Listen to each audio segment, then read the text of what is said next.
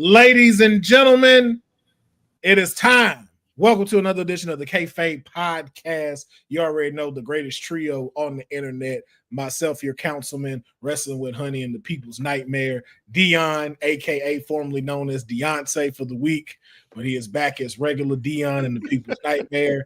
And again, another full house. We got Flobo in the building. And Sydney, Virginia is back in the building. Honey's Deonne replacement, as she threw out there the last time she was here. Hey, Sydney, she did a great job in my absence. I enjoyed her on as a guest. She did a great job. So happy that I'm here when she's here. Thank you so much. I believe it was Cindy who said that she was a preferable replacement. Preferable replacement is what was quoted. So. Yeah, I didn't quote that. I just said it's okay, Deonne, go enjoy Beyonce. Sydney got this. I feel like you said don't ever come. Things like we don't record this. Yeah. Run the tape. Yeah, you acting like the mayor right now. I never said that. It's old tape. Hey, yo, we are finally here. We are at the week of the slam. That is the Summerslam for the folks that read right. Summerslam is here this weekend, the first 2 night of a Summerslam. So, of course, we had to do it big, have guests on because we're going to be talking about predictions, plus a little bit of trending news and as well as what happened on Monday Night Raw because it was a fantastic Monday Night Raw leading into SummerSlam. So, we already got Honey on the helm for the comments. Y'all jumping in. Thank y'all for everyone tuning in. And so we are going to go ahead and address the elephant in the room. And let's go ahead and just get it out the way first. Oh, damn. So this past whenever, I can't remember what happened. We lost an icon to wrestling. The immortal Hulk Hogan has passed away at the age of 70-something. 71. 71. We reached out to Hollywood Hogan. He did not have any comments at this time, but he said he will be at the barbecue for the Big Backs in 2 weeks, but he didn't have a comment on this. But we icon, a pillar of what wrestling is today. Very controversial figure. Definitely caused an uproar throughout his life. So I just want to get your initial thoughts on his passing. I'm not going to go to Sydney first because I know what you thought with your video. So I had to turn those comments off. Yeah. So I'm going to go with Honey. Honey, thoughts on Hulk Hogan and his passing? Understandably so. How there's different perspectives on Hogan in regards to the superstar, the person, Terry Bollea. In regards to what I talk about, and that's wrestling, Hulk Hogan was literally probably the trailblazer of all trailblazers at a point in time, because without a lot of the moves that were made along with him, none of this would be where it is today. So I personally commend the contributions, of course, Hulkamania, as far as that, WrestleMania and everything like that. Multi-time champion, one of the best heel turns in history, turning into Hollywood Hogan, which is probably what I really, really love to remember him for, especially. Rest in peace, icon. Those are my thoughts. All right. Now that we got it's time for the black people. God damn. Deonne, the more political of all of us.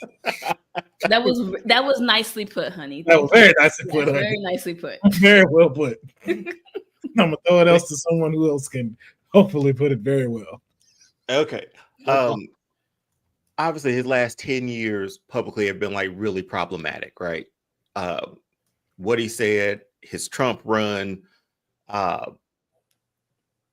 it's unfortunate because this guy was not unfortunate. It's unfortunate what he became and what we saw him for towards the end of his career. Last time this man was on screen, he got booed out of the arena. that should tell you a lot. But you also have to sort of have some sort of, appreciation for him helping move the needle for professional wrestling. So it's like a double-edged sword. It's like Vince McMahon too, right? It's like, hey, thank you for giving me this thing that I love so much, but you're kind of a terrible human being at the end of the day too.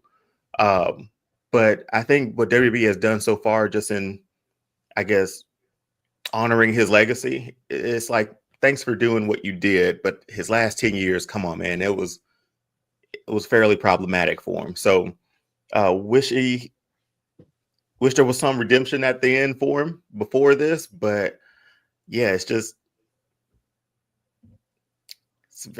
a problematic guy, man, like towards the end of this thing. Because we heard all the stories about him from other wrestlers back in the day and stuff, but after these last 10 years, the comments, the Trump run, Hogan lost a lot. And it kind of stinks that he went out the way he went out, but that was all sort of self-inflicted at the same time too. So loved him as Hollywood Hogan. Terry Bollea, on the other hand, different guy, man. So we'll see. We'll see him down the road eventually somewhere, I guess. But yeah, it was hard not to feel any. It was. I'll say this and pass on. When it happened, for what he did, you should have felt something when he passed, and I didn't. So that's where I was with Hogan, and it was unfortunate because he's a lot of our avenues into wrestling. He gave us a hell of a heel run. It's just his last 10 years, man, it just weren't where it needed to be. So the legacy of Hollywood Hogan, there it is. All right. Flobo? Look, man, people are going to feel how they feel, right? I say all the time, I got into wrestling in 92, and I'm from New York, so my local federation was Old Wrestling Federation. So Hogan was already, like, gone. So I don't have the nostalgic pull like most people do. And so I don't try to separate art from artists because it's not fair, because we pick and choose who we separate art and artists from. Mm-hmm. Oh, yeah, we know, like, Michael Vick, man, you can't separate what he did. It's like, oh, but we can, this person, not this person. Hulk Hogan was Terry Bollea. Terry Bollea was Hulk Hogan. And whether or not you didn't like him for the bearing false witness, or saying he quit alcohol, then turned around and sold the beer, or saying that he wouldn't run for president because he couldn't trust politicians but endorsed Trump twice, all that stuff has to be included. So I was actually in Cleveland at SmackDown this week, and our section was anti-Hogan. But when it came time for the 10-bell salute, those that loved him cheered, and those that didn't stayed silent. And that's what I want to do. Like, I don't feel anything to be like, hey, he sucks. What are we doing? Like, we got Evolve guys talking about how bad he is. Like, yo, I get it. And not only was he wrestling, he was 80s culture, he was American culture. We had a poster of America in the 80s, he was on it. I get it, but I don't have to talk about him now anymore, right? Cool. It's done. It's over. If you like them, peace. Cool. I ain't conflicted. I just know that has to be combined, because it wasn't like it was, hey, y'all, I'm Terry Bollea and I support Donald Trump. It was, what you gonna do with my president? You cross that line, bro. So I can't separate. It has to be everything together. So my bad. Sydney, your thoughts, or no comment if you feel it. I know it's been very turbulent, last time you did post something on social and just regularly saying something, but you are safe here. Just I appreciate that. I respect what all y'all just said, but I could give two craps about this. Like, I don't wish death on anybody. I make that perfectly clear. I feel for the family. I'm losing a loved one, regardless of their personal whatever, is always hard, and that's kind of where I ended. Y'all are like, oh, I loved when he was Hollywood Hogan, and I loved when, whatever. When he was Hollywood Hogan, he still would have called you the N-word. So I don't really care whether or not he was a good character or not. Some people in the comments were saying like, oh, well, he found Christ and like he, apologized or whatever. He literally said that if he was reincarnated after his death, he prays that he's not a black person as he's reincarnated. So there's not much for me to say. Like, if he changed in his last moments, then good for him. And I hope that that's between him and his Lord. But, that I'm really like, I don't care. Like, I really don't. I think we give him a lot of credit for where wrestling is today, which respectfully so. But at the same time, he he didn't want to unionize because he wanted all the money for himself. Let's just be honest.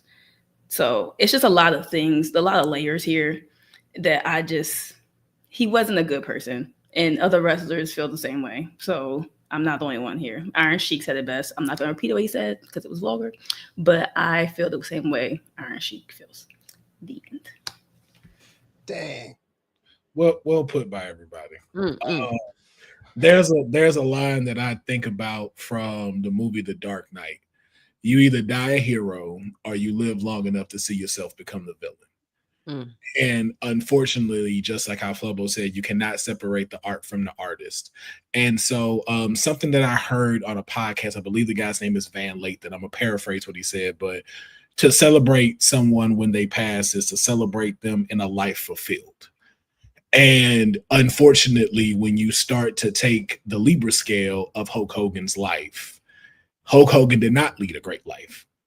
To what even Sydney brought up, they were trying to unionize wrestlers and you went and snitched on everybody. So now you start to wonder and think, where could wrestling be now if wrestlers were unionized? How many of these wrestlers that we know who burned their bodies out, who really could have used a unionized place, might still be here, might still be doing what they're doing had you not made that choice.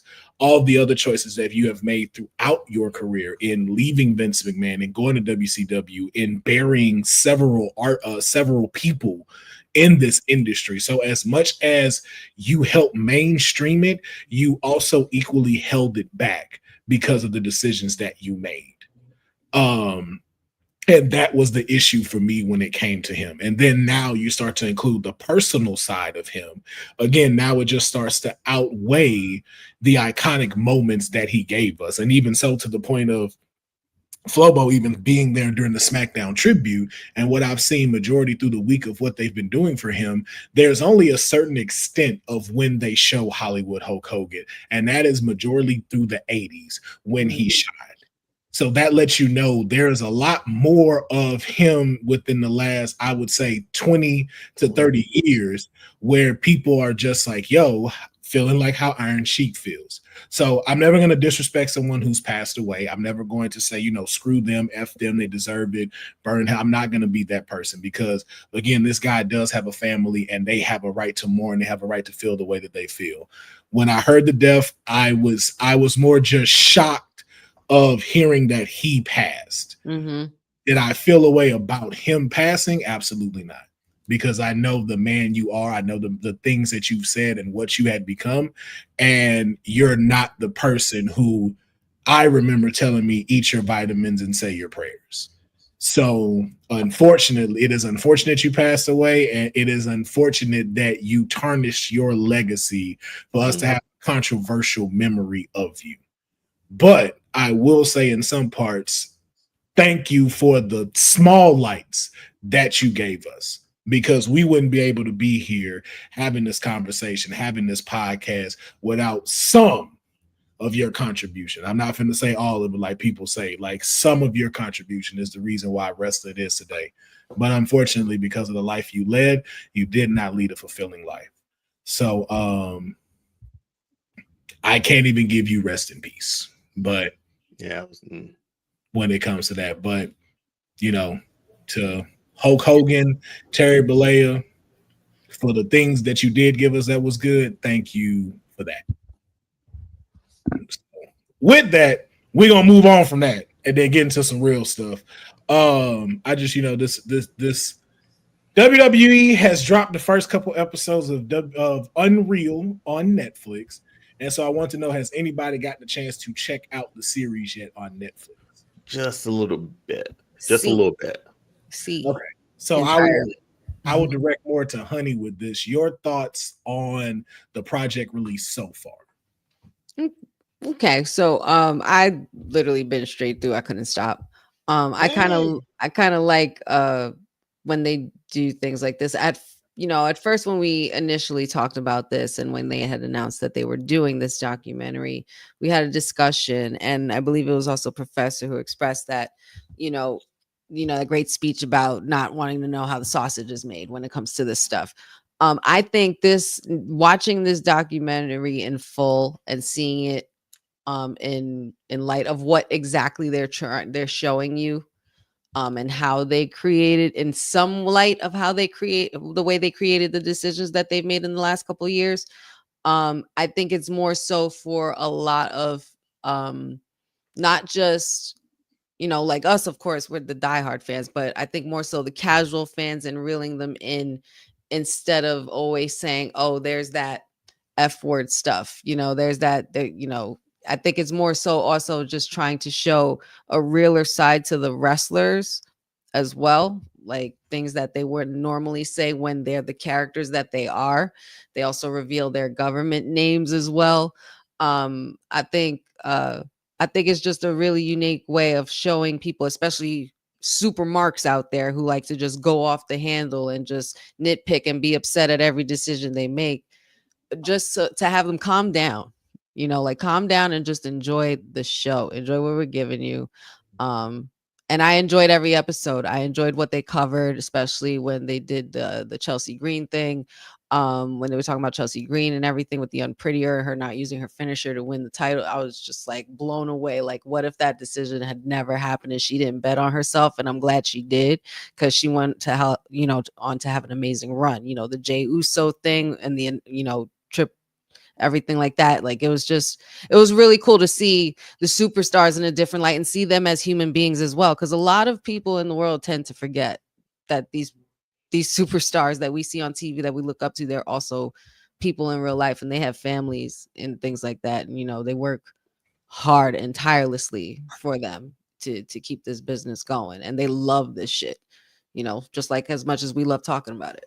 But I thoroughly enjoyed the whole thing. I don't want to give too much away because I know everybody didn't see everything, but it is actually really good. I love it. Yeah. Oh, my bad. Go ahead, Flobo. No, I'm saying I only saw 2 episodes, but I love it for what I saw. I think it's important, and I think we should do this.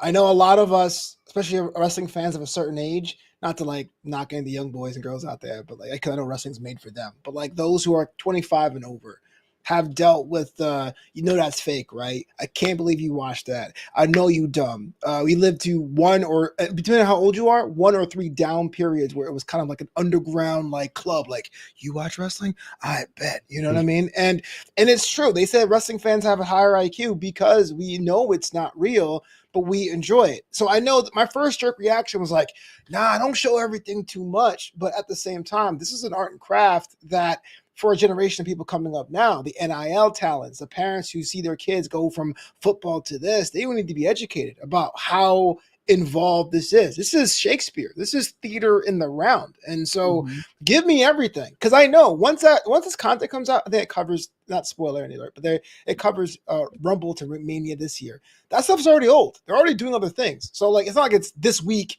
on Raw, this is how we came up with the idea. It's like 4 or 5 months in the past.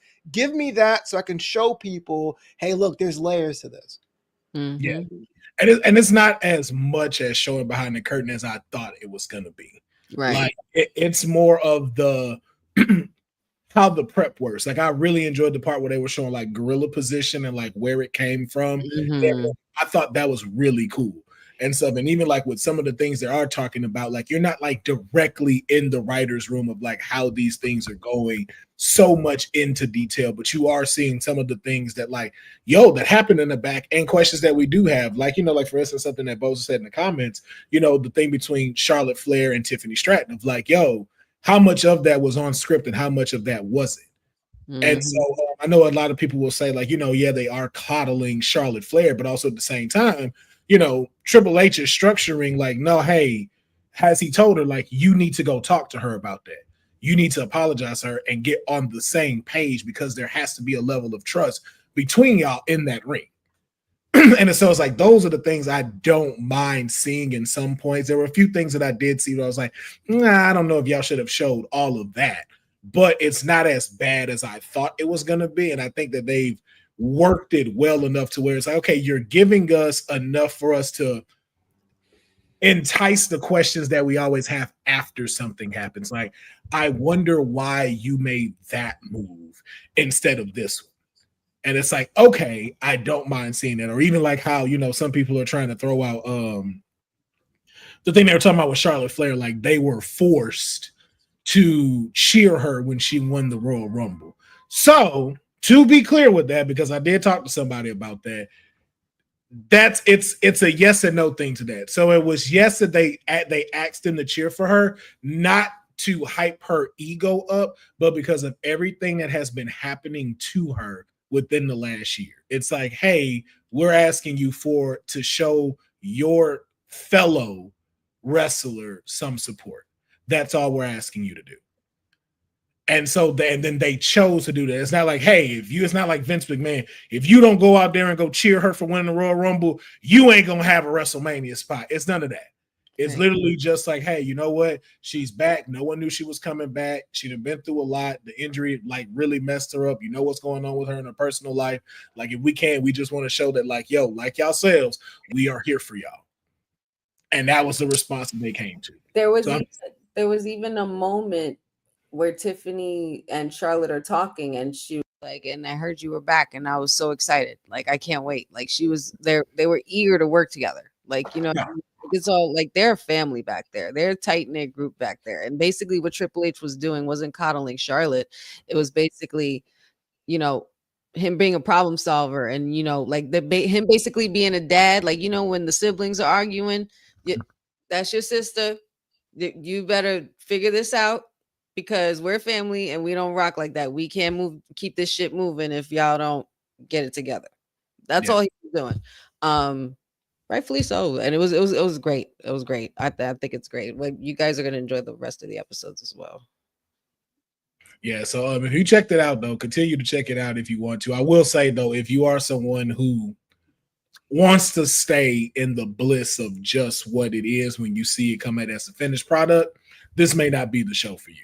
But I will say I do enjoy the way that they have structured it better than what it was that was being promoted to us. Mm-hmm. Like, I feel like, okay, you are still holding some of the integrity of not letting us know every single thing that goes on and how this has worked, how this has moved. So I'm like, okay, that's something I do appreciate. So I tell you, man, I would want to be in. I would want to be in that writer's room so bad, right? One of those seats. Just give us all those seats. Just have us sit in that room too. And when this came out, I know we all had our reservations about it too, but we're sort of in on like how it works, and just like Flobo says, like we know it. We know that's that dreaded F word, like Honey said too. But I don't know if it's for us. It's for us if we want to like know what's going on behind the scene. But I think it's for the majority of people, like especially on Netflix, who after this might press that raw button on a Monday night now. Mm-hmm. It reminded me a lot of like Total Divas, right? Total Divas, super popular. Once that got popular, a lot of people who never watched wrestling before watched Total Divas and then migrated over to wrestling. Yeah. So I think it's more or less like if we want more inside information or just to be behind the scenes, that's great for us. But I think it's like a great entry point for new fans too. The longest, like, oh, what's like Flobo said, oh, that stuff's fake, man. Like, what are you watching that for? Like, no, watch this, and you will find out and realize why we like it so much. And again, get them to press that button on Monday nights, man. Get them to get that Peacock subscription, watch those PLEs. Like this is the goal. And it's this day and age too. This content works. Hard Knocks, Starting 5. This is what moves the needle for new fans to jump in. Mm-hmm. Drive to survive. And I was gonna say also in a way it helps too, because you kind of you don't fully humanize the superstar, but you give them a glimpse that like, oh wow, like there's like like some kind of connection. You know what I mean? Like if you really want to learn about the wrestler underneath the superstar, the person underneath it, But yeah, I think it's great. Yeah, or like I said, just those small little things, like again, back to like the gorilla position. Like we've seen Jey Uso walk through there. So for someone like, okay, well, what's that? Like, what's that he walking through before he come out? It's like, oh, okay, now I know why Triple H is right there, or why that person is sitting there. Oh, that's where they command everything from, rather than you may think like just, oh, did they just have Triple H sit there to, like, is something about to happen or something like that? It's like, yo, it's like, let us answer some of those questions. And so I was like, okay, I can get down with that. And it's But time, man. It's time, Yeah. Will. Like we're all in on it, man. Like we're not dumb to the process of wrestling. You know, a lot of people aren't. So it's just like, I mean, and I agree, but it's playing with our intelligence. Yeah, but again, too, like some people like that, you know, because you don't have the term ignorance is bliss for no reason. Yeah. Like, some people do just want, like, hey, just serve me the product. I don't need to know where it came from. I don't need to know how it's made. Just serve us the product. But we never talk about like who wins. We always say like, well, it's whoever if they decide who wins this. So we've all said it like in coded language a little bit, but it's. Yeah, I think it also makes great, you know, it just makes great TV, and it just makes great viewership just for us to have these conversations, for us to continue to engage in it, because that's what they want. But but also initially, it kind of brings you like just a different picture on how it's done. You know what I mean? And it's done a little, you could see that the structure is literally step by step, calling the camera and what at this moment, at this point in time, last minute when no one else knows a thing. Like it's pretty freaking cool. Yeah. But now, speaking of which, I will pull something up just because I would like your thoughts on it. Now, you know, shout out to the Wrestling Maniac that they actually showed us what the original WrestleMania card was supposed to be. I think it was bananas, man. In Vegas? Yes, in Vegas. Mm-hmm. This is what was supposed to happen in Vegas. God, I knew. So we were supposed to get, and again, shout out to the Wrestling Maniac for giving us this. So we were supposed to get Roman Reigns versus Seth Rollins, Gunther versus CM Punk, Rhea Ripley versus Bianca Belair, the Wyatt Six versus Judgment Day, Nia Jax versus Jade Cargill, Becky Lynch and Charlotte Flair versus Io Sky and Asuka for the Women Tag Team Champions, Bad Bunny versus Dominic Mysterio. We're gonna steal the show right there, boy. That's gonna steal the show right there.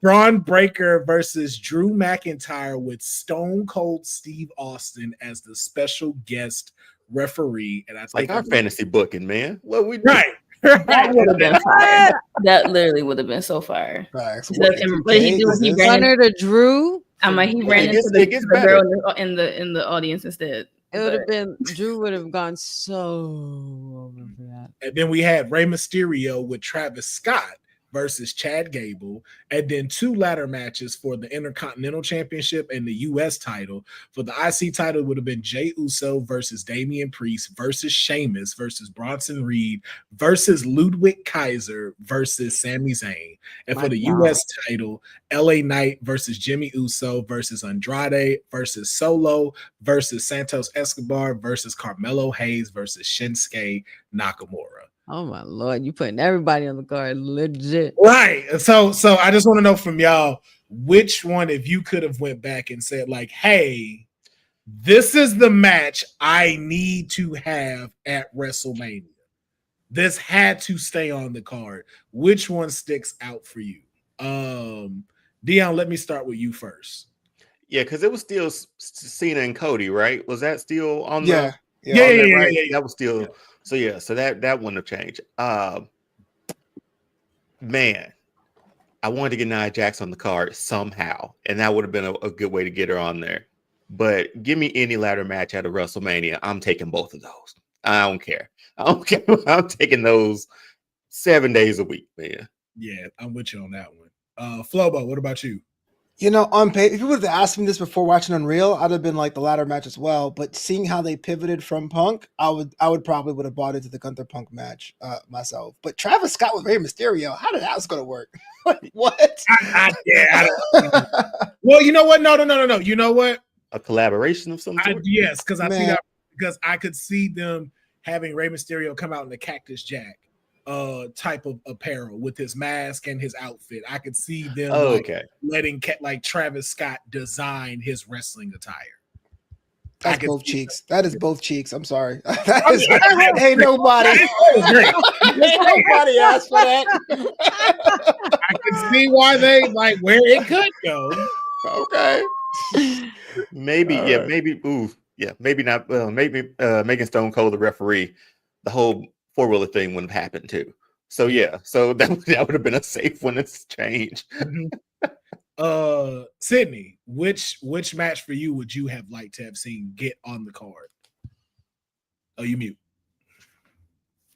I'm going with the ladder matches every single time. Yeah, I think that's the one.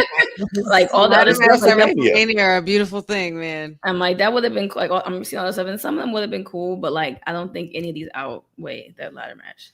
Either one, I would have took either one. I mean, the U.S. Championship a little bit more because it had Carmelo Hayes in it, which I feel like he needs to be booked more anyway. Yeah. But yeah, Honey, There's two of them. I mean, anything with Bianca in it at WrestleMania, I'm totally good with. And her one-on-one versus Rhea would have been a thing of beauty. I'd be silly to not say Wyatt 6 and Judgment Day. Like, I think that would have been pretty damn fire. If you put them in the ladder match instead, that would have been quite chaotic. yeah, I'm going with the ladder matches, of course, but Becky Lynch and Charlotte versus Io and Asuka for the tag titles. Former tag champs Becky and Charlotte was in.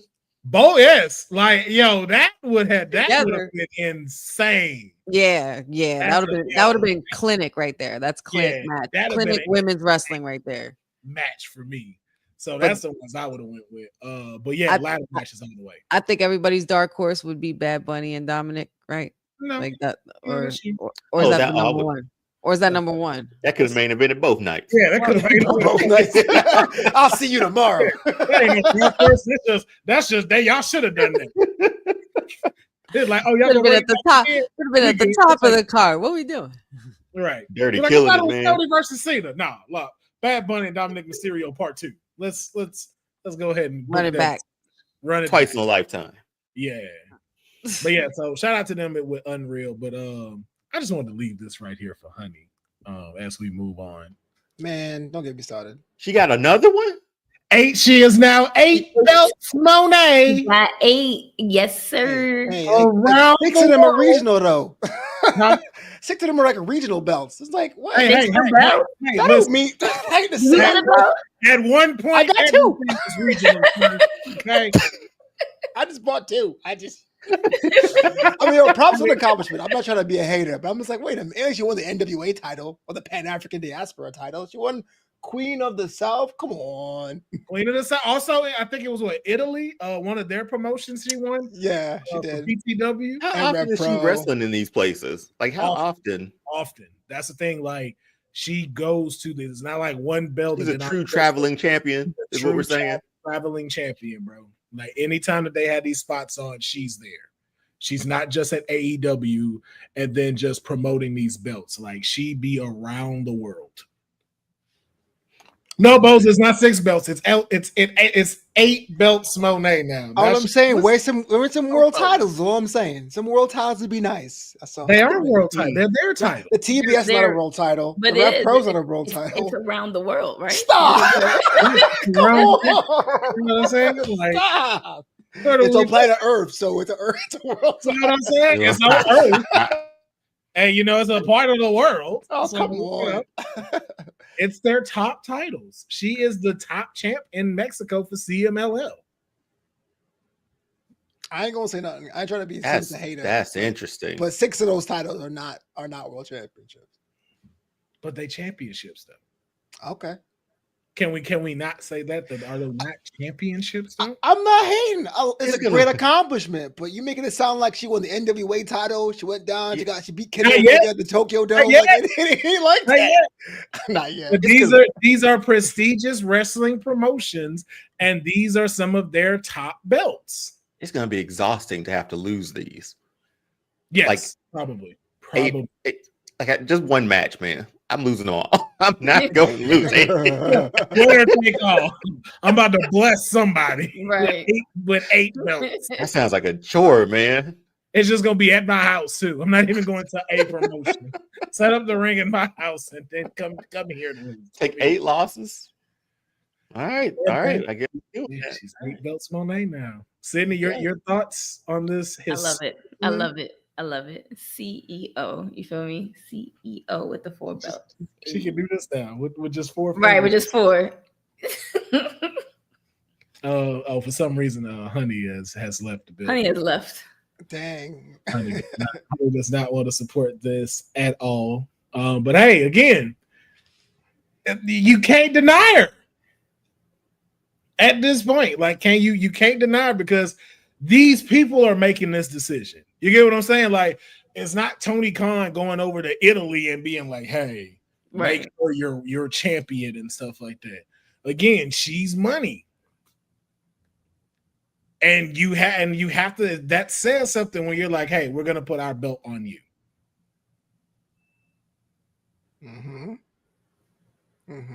So congratulations. I mean, okay, all right. Look, I'm just saying, like, I ain't like, again, I think the promotion matters, because if I'm like XYZ Pro in like some podunk town and Monet's coming, I'll give her my strap too. Like, yeah, promote my promotion. That's what I'm saying. It matters. The belts and it matters. It matters. I'm not trying to take away from nothing, because I know that Mercedes does travel and she works really hard and she bettered herself, and we can't sit there and praise Cody all day and not praise Monet for doing that. But what I'm saying is these promotions are so regional that I would buy into to say, hey, look, take my belt, and so you could be 9 belts, and so my promotion can be promoted. Not not to say that she didn't earn it, but I'm like, I want her to win the AEW Women's title. I wanted to win the NWA title. I wanted to win the IWGP title. Like, show me those. Mm-hmm. Didn't she win the IWGP? She had the strong title. She lost that. No, she had the women's title too. I thought she had the strong title. Yeah, she won that after she won the women's one. She don't got any more. But she had it. All right. She won it. All right. So then that means, I did not say boo. I said golf clap. That leaves those leave 2 left before you have to give the seal. What is it? NWA, and what was the other one? I said NWA, IWGP, the AEW Women's title. Like, give me one of those. So she won Japan. So you need to win AEW. But when did she win Japan? I don't remember her winning that one. When she first got there. Oh, we can tell. The injury. Okay. Yeah. I stand corrected. Yeah, because it's like gold and it has like a crown on it. Yeah, I remember that. Yeah, it's kind of shaped. Yeah, so she was before this run or before the injury. Yeah, this was like when she first came back, and like that was the first time she came out. Like, she had won. So we just need 2 more: NWA and AEW. Okay. That's all I need. Okay. Right. You see how they treat us? I just want a world title in that picture. That picture's all I want, a world title. That's all I want. It ain't a hard thing. Just see how they treat him, man. They treat him like LeBron. Well, he ain't got 6 rings like him. Right. Oh, it's not like that. It's not like impressive, LeBron, you know. It's not like that at all. Yo, I'm not even. Will, it's not like that, man. If I was a pro ball player and I won the Big 3 championship, you would say that's dope, but what's the next step? Man, but if you won it 8 years in a row, you still would not put that in the same conversation as the actual chip of the NBA, would you? No, y'all wouldn't. Boy, y'all crazy. 75 plus years of the NBA. Hold on. Wait a minute. So let's take this part. Let's put that in the box. Okay. Do we need to go back when she did have the championship rings in WWE? Because it's what, 6, right? So, okay, here's the thing, though, Will. You're not doing a picture of her legacy. We're not talking about her career. You gave me that picture now and was like, right 8 belts, y'all. And I'm like, well, that's what I'm saying. I'm not trying to hate. I'm just saying. Hateration. I'm not hollering in this dancery. I'm saying. It's in this wrestling. Is what y'all doing. Y'all ain't never going to invite me back. I mean, they got world championships, though. Like, what are you? Come on, man. All right, fine, man. Look, 8 belts. Flobo, you are absolutely right. Thank you. You what know are we what? doing here? Don't pop in and pop out. Either you're going to be here or you're not going to be here. What are we doing? To the next subject. And right now, Tony's winning. So she made the right choice. Like, Tony's in her bag right now. Right. So why take that away from her? If anything, Monet is giving her a chance. go ahead and shine. Who's giving who a chance here? What? So Tony didn't step it up when she had to go up against Mercedes. And did she not win that match? So how is Right. She gave her first loss. Do you know what that does for Toni Storm right now? Because again, like before that, only with the Mariah May thing, none of us were going like, yo, these should be the main events. Like people were upset that her and Mercedes Moné was not the main event at All In. So you cannot tell me that does not take part. So you're going to completely negate the fact that Toni Storm was the hottest act in AEW, regardless of gender, just because she had a match with Mercedes Moné? Come on, I'm not negating that. I'm not negating that. But are we going to negate the fact that that wasn't one of the most anticipated matches? Because it was a unification match, man. It was what? It was a the AEW Women's Championship was on the line. I get that. But what I'm saying is it wasn't just because, oh man, hopefully Moné will have a 9th belt. Toni Storm earned that spot. She is the most hottest act in that brand, in that company. Yeah. And the fact you're like, oh, anyway, she got elevated because of Mercedes Moné. Well, that's a rookie. Is that a rookie, man? Oh, what's saying that? You see, look, you acting like, oh, she got pushed high because of Mercedes. Stop. You put a honey right now. You're putting words in my mouth. Oh, come on. That's not what he said. Right. I'm like, so you telling me when two greats come together, it's not going to elevate them? You mean to tell me she would not have gotten greater with another greater opposing person next time? You're not saying that. You said, well, you said Mercedes really elevated Toni. You didn't say two came together and it was right. You made it sound like Mercedes made it her best match ever, like she wasn't working before this. So before Mariah May, were any of y'all saying that, yo, she should main event the show? Are you telling? Oh wait. Are you hold on? I'm gonna answer a question. I'm gonna answer a question first. But are you telling me that changed after a match with Mercedes Moné? You're telling me that nobody was clamoring for a main event. So Mercedes got it. Was anybody clamoring for Chris Statlander before she wrestled Mercedes Moné? That's not Toni Storm. With all due respect. That's not Toni Storm. We'll stick with Toni Storm. But to answer your question, yes, people were clamoring. People were clamoring. Correct. We'll stick with Toni Storm after Mariah May was done. And that is finished. Okay. You telling me that this wasn't the most biggest and anticipated match that everybody wanted to see when she got her belt back? Yes. I'm not disputing that. Okay. What I am okay. No. Okay, what? I'm not disputing the match was on paper. Again, the women's division had its little moment. It was coming up. Toni Storm was hot. They had the Owen Hart tournament. Mercedes was hot. But the implication I am getting, and please shout me down, my friend, is that you spent so much time with this picture here of good old Mercedes with her belts, like Toni was just fumbling and stumbling, doing schoolboys and sunset flips until Mercedes Moné showed up. And it was only anticipated because Mercedes got into the matchup. What I'm saying, totally cutting off the AEW Women's Champion at the legs. That's what I'm saying is you were at Super Saiyan level.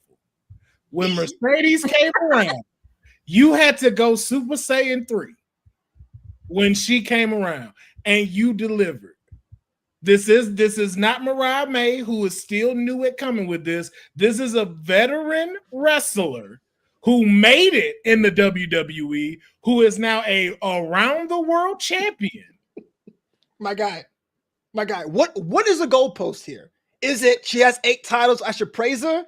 Is it because she's a CEO? Is it because she made Toni Storm good? Because you're moving them around every single time you're talking. I get it. You're like Mercedes. All I'm saying is it ain't that great. It's all the above. Every category you just said, it was 3 of them, and it make up. You shall. There you go.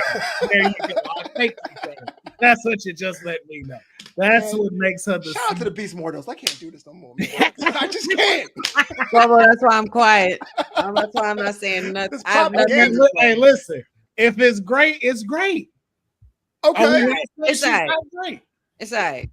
So what would make it great? What would make it great? What would make what great? No. From what Honey said, it's all right. What would make her great? If she doesn't have to overcompensate by holding 8 belts, why do you need okay? So Ultimo Dragon was overcompensating with 10 belts. I'm.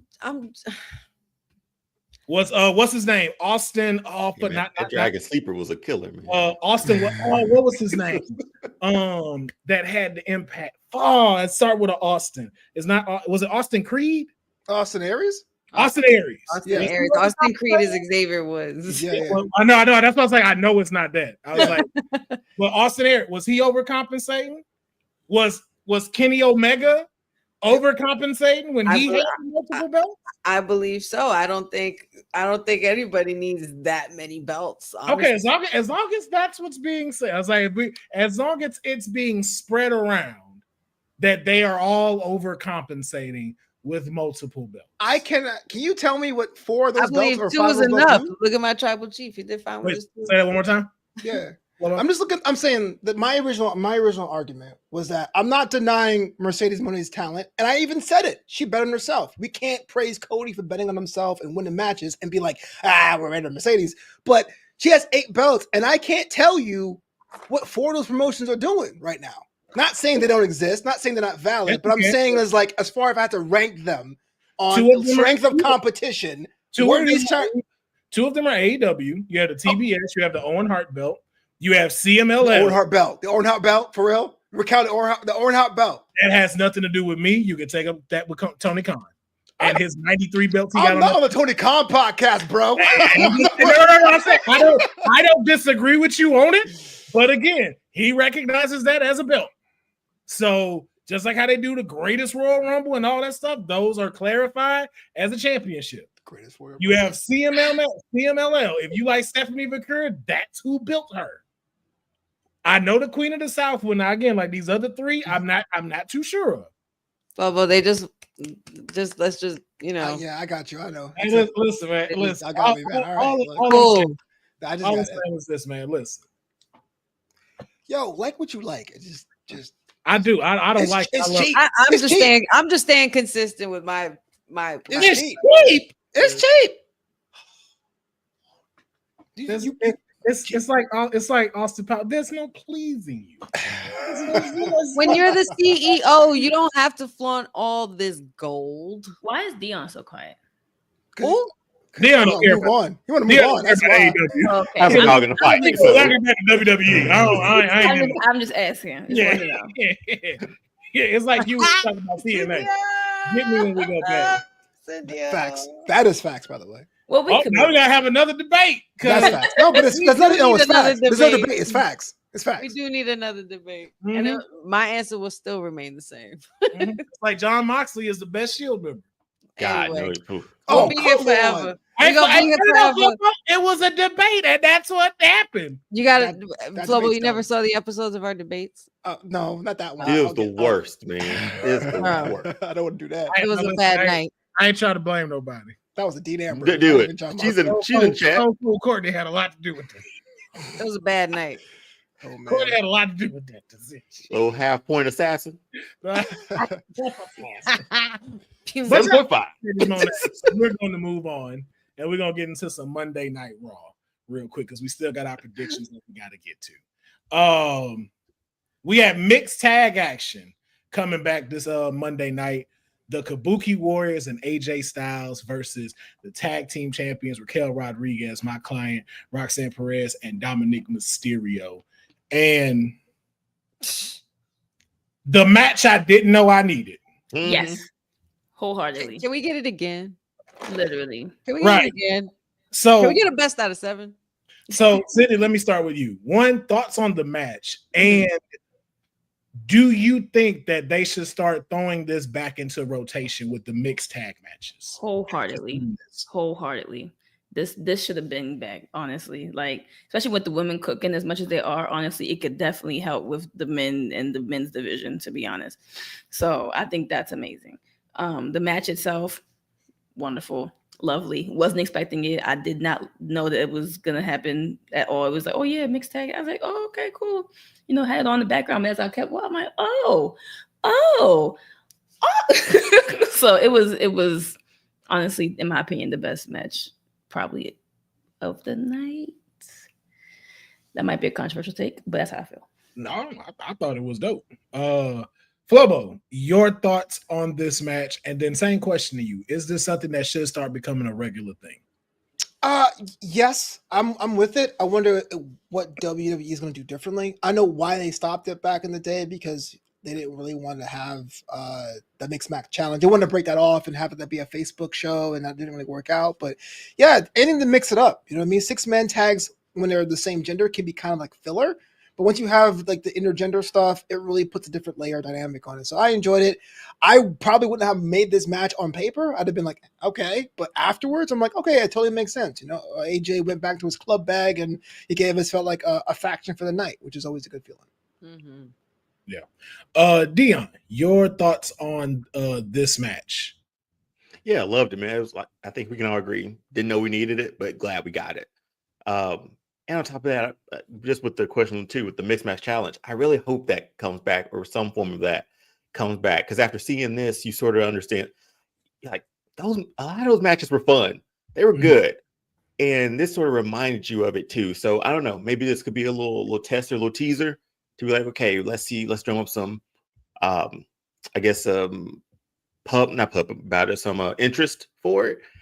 And let's see where we go from there. But it's always good when you can sort of have fuse in between these things too, because we got the Kabuki Warriors going after tag titles. We got Dirty Dom and AJ, so it's given more stakes to it during the night at least. But yeah, I enjoyed this, and AJ and anything Dirty Dom and anything, like come on, man, I'm not gonna complain. I'm not gonna sit here and complain. Oh yeah, definitely got me more excited for the SummerSlam match already. Yeah, even more. Honey, your thoughts on the match? Like I said, give me a best out of 7. Just do it again. Don't run it back. Well, there you go. And then also what was going on Monday Night Raw, Lyra Valkyria with another impressive promo, stepping it up out there in her Becky stompers. With a boot with feet to the face to Flobo, let me get your thoughts on this. Your thoughts on Lyra and Becky going into SummerSlam. Do you feel like this is the right move, or are they putting too much on this match? In all honesty, I don't want to be disrespectful, but aside from the Karrion Kross Sami Zayn stuff, this is my least interested match. I'm looking forward to at SummerSlam, and I don't necessarily know why. Right? Becky has the pedigree. She has the titles. She's been there for long. She has a man that works for her. I love Lyra in NXT UK, NXT, Ava Valkyrie. But I'm not sure if it's like a chemistry thing or maybe she's not connected with the audience or a regression. Something's not hidden for me between these two, and it has gone too long. It's been, 4 months now? 5 months now? Like, how many times can we do this? Like, I think they either need new dance partners or one of them needs a break. But look, I hope it kills at SummerSlam. I hope it slaps because, I want them to do well, but I'm not really feeling this one. Okay. And Sydney, I see you shaking your head, so I want to throw it to you. Your thoughts on last night's promo and it leading into the SummerSlam match between these two. Precisely what Flobo said. I am bored of this. This has gone on long enough. Like, if either give Bird Girl her championship back or don't, stop then it. let her.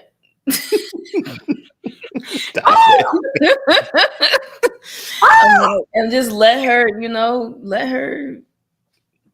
like, I don't know, go after somebody else or build her story up with something else. But this gotta go. I'm very much bored and over this. This will be my take a bath and break match. Oh no. Oh. Okay. Deonne, your thoughts. Now, we do know that the match has a stipulation of it is no count outs. There must be a winner. If Lyra loses, she clarified this on last night's promo. As long as Becky is champ, she's never able to challenge for the title again. That's right. But your thoughts on this leading into it, and if you do feel the same way as Sydney and Flobo, should there be maybe a different stipulation that was given for this match to pique more interest? I don't know. I mean, after just hearing now how long it's been since their first one-on-one match, what was the PLE for that one? Because they killed at that one. Backlash. So that was a really good match. They got a lot of time on that one too. That's been a while now. Through this time, I've enjoyed Lyra. I've gotten on the Lyra train a little bit. She's given me more personality. I don't call her Bird Lady anymore. That woman has a name. Her name is Lyra. But don't think it should have gone this long. I think Evolution should have been the point where this should have ended. I don't know if we needed that triple threat looking in hindsight now, because we could have gotten that off, and then we could have moved to like Lyra and Bailey off of, with beefing right now or something like that. So I do think, again, this rivalry has helped Lyra in many ways. It has gone on a long. Glad this is like the blow off match to end everything. But hey, I think she's grown in this time, man. Like she's grown to a main roster staple, and Becky's helped her through that. Becky's helped carry that division a little bit too. So I'm looking forward to it. I think this might be, again, it's a blow-off match, right? This is it. This is their cage match. This is the last time. And I think I'm hoping it's the last time. We'll see. For real, we don't know. We'll see. They could run it back on Monday. But I'm looking forward to it, man. I think Lyra's grown a lot through this. And that was the whole goal, right? To help push her to a level where she can sort of carry this division on her own too. So yeah, I dig it. Give her Bailey next. Because I don't know what they're doing with Bailey, which saddens me to hear or see stuff that does to Bailey. But yeah, we'll figure it out. Let's get done with Becky this week and move on. So, honey, let me ask you something different. Should this have ended at Evolution with Lyra and Becky? And should SummerSlam card have been Becky versus Bailey for the title? You know what? Yeah. You know what? Putting it that way, especially if you're putting Bailey, listening to you say Bailey versus Becky out loud at SummerSlam, I'm like, yeah, absolutely. Like, why not? Because I do feel like they should have put a cap on it at Evolution. I feel like the story has outgrown itself. I'm kind of sick of seeing it. It seems a little bit repetitive for me personally. Lyra, please don't ever do that Becky Stomper thing ever again. Like, please don't do that ever again. If you're gonna call them your Becky Stompers or something like that, if you're gonna announce that kind of thing, you need to talk tough, because you're going up against the man, and you know exactly what you're going up against. And it's like, I'm not sure why we don't know this already, but hey, we're here. It was the dance. I guess it's like, that's adorable. I guess, and that's what I don't want to see. If you're Lyra Valkyria, I don't want to see adorable. You come out with black wings and face makeup, and it's very dramatic, and everybody goes along with you. It's like, why are we giving adorable? But this should be her match like that, right? Like, this should be like street clothes, no gear. Like, we're going to handle business. We now can that take she's a saying my Becky Stompers all you know night. what? I'd wear them on the weekend. I'd wear them to the ring. I'd wrestle in them if I was her. Let's go. She finna break her ankle. Them things was like 7 inches tall. This is you're going like I said, you're going against the man. I think at this point the story's outgrown itself. Don't give her Bailey next, because I feel that's outgrown itself as well. I think we need to think we need to save that for later, or have another match with them later on. After we give Bailey something to do, because I think Lyra needs more familiarity, and she needs to go against somebody, from where she was also in, like the same era of NXT that she was also in, like say I don't know, say a Roxanne, and I'm trying to think of anybody else. I can't think of them right now, but yeah, I can't. Prodigy is the first thing that comes to mind, but yeah, move it to something else. Yeah, I enjoy Lyra. Don't get me wrong. I enjoy her confidence. Like I said, the Becky Stomper with the little dance, I was like, that's adorable. But you've had 3 PLEs of this story, and it should have ended at Evolution.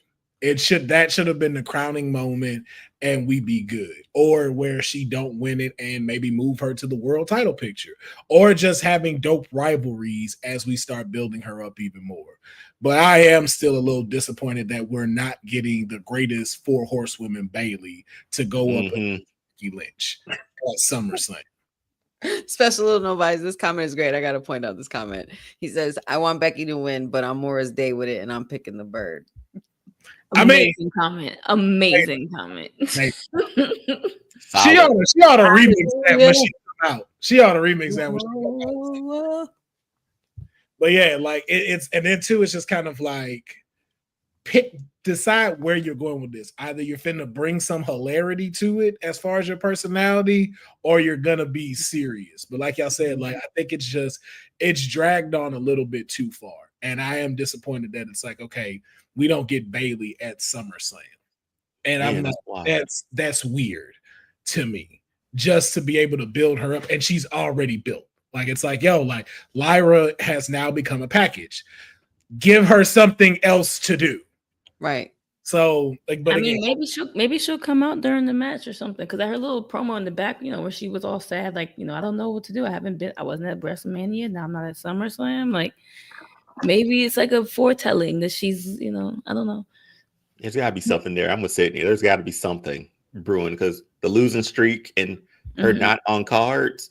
Yeah, there's got to be a payoff. So you hope for a payoff somehow, right? For this for her somehow, and I don't know if it's her coming out to mess up and let Lyra win, and we now had a Becky Bailey run, or if it's to mess up Lyra, and you now have the Lyra Bailey run. Which again, I think I don't mind it being the Bailey Lyra run, with not a title involved, because in that way, you do what you were trying to have Bailey do for her at Evolution, which is to keep building her up. And then now if it's like, okay, if those two are in a rivalry without a title, this is something that can really cook. This is something that could really be dope, because then you have Becky coming out, beating her, and really like having Lyra become this new thing. It's like, okay, now what's your next evolution of this? We know you're a good wrestler. The personality's out, but what happens when you're in the pit of the fire and you're not with your idol anymore? You're not with someone that you grew up with that is vouching for you. This is now, hey, I'm also transitioning into my next phase, and both of us are going to have a head-on collision. What are you going to do? Right. So we'll see. We'll see what's going to happen. But I'm kind of in the same realm with y'all. Like, yo, let this be the last one. Let this be the last one, and then let's move Wrap on. it up, B. Yeah, but now this right here. Lord. Which I get why it wasn't main event, but dang it should have been main event, man. Lord have mercy. 8 women tag match. Io Sky, Rhea Ripley, Nikki Bella, Stephanie Vaquera taking on Chelsea Green and her Hervis, with Naomi, the women's world champion, and somebody else was in there. I can't remember. There was one more. No, that was it, right? That was it. The Hervis is 3. There's Chelsea, Piper, and the other one, Chelsea Piper and Alba Fire. Yeah, that's cold, honey. That's cold. I knew her name. Yeah, I can write to Chelsea and forget they there. Like, oh yeah, I forgot. Yeah. And then and then Naomi though. Yeah. But just man, this has been getting such like positive like promotion throughout social media after seeing this, and I just want to get y'all thoughts on. Just from this image alone and this match, like what were your thoughts on it? Deonne, let me start with you. What were your thoughts on this 8 women's tag match, especially leading into SummerSlam? Just overall with Raw, it was a good go-home show for Raw to build towards SummerSlam. And this, again, you have those little rivalries within your multi-man tag matches, right? That's when did we see something? Bill said when the head cheerleader has to get the golf kids to vote for her. That's hilarious. That's hilarious. That's literally what it looks like, though. Like, that's so funny. Like, why did they give her no, like, no nothing to match them? Right? Like, why did they come in black fearless? Like, we know you wore that before. Like, or she went from being the popular girl and she found her true friends right here. It could be that too. Oh, this is the end of the movie? Yeah, You're watching Disney Channel. Yeah. Instead of these are my friends.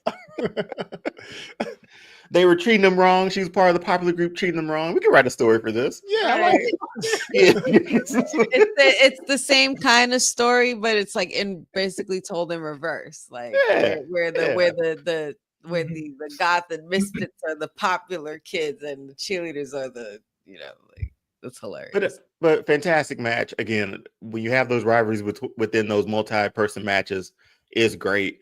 No notes on this one. Again, the women's division is hot, man. It can literally open and close the show.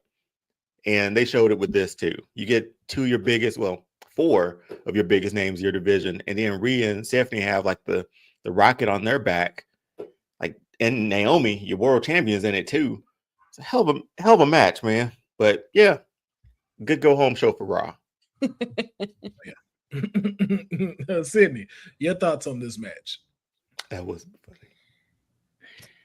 I mean, it's hard. Like no note. Like it's hard to follow up because it's like it's really most of these were no notes. It was an amazing match. It was iconic. I think I love seeing Stephanie how Naomi say it, Stephanie Baker, like or whatever, however you say it.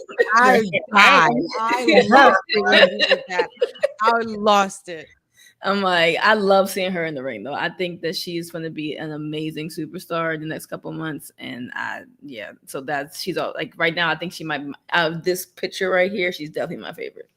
So that's all I got. Very quick.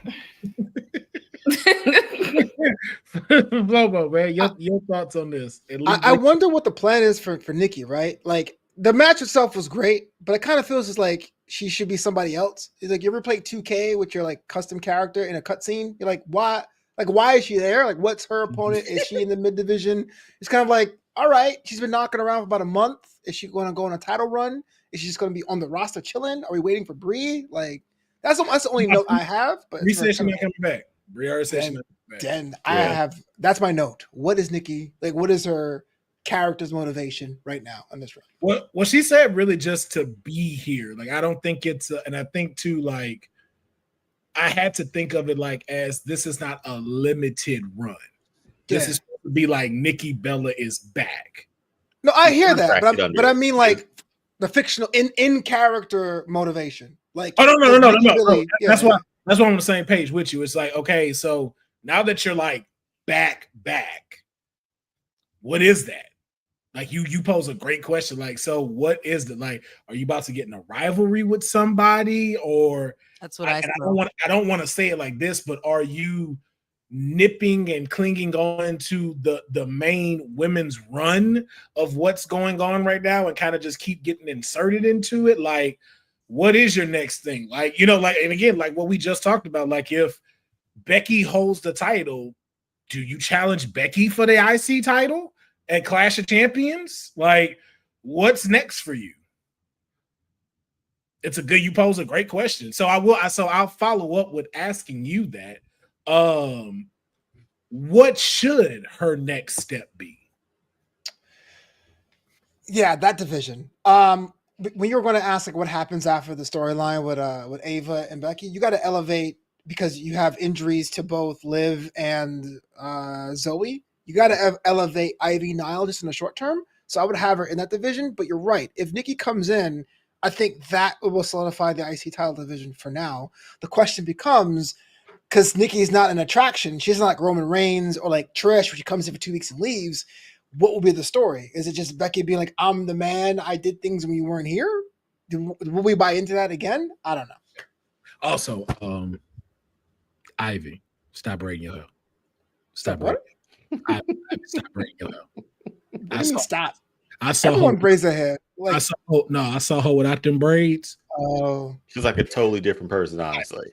Ivy, you need to unravel it.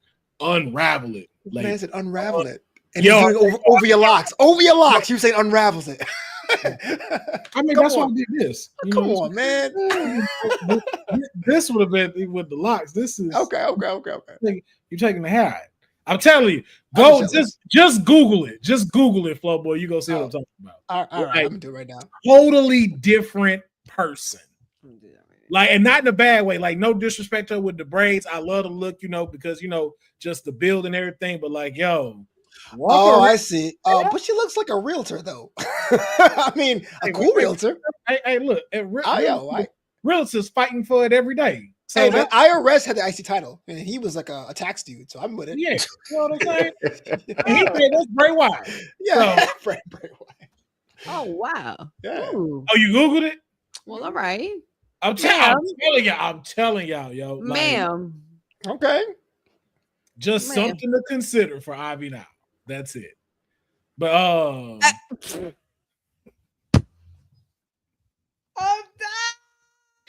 What is the braids?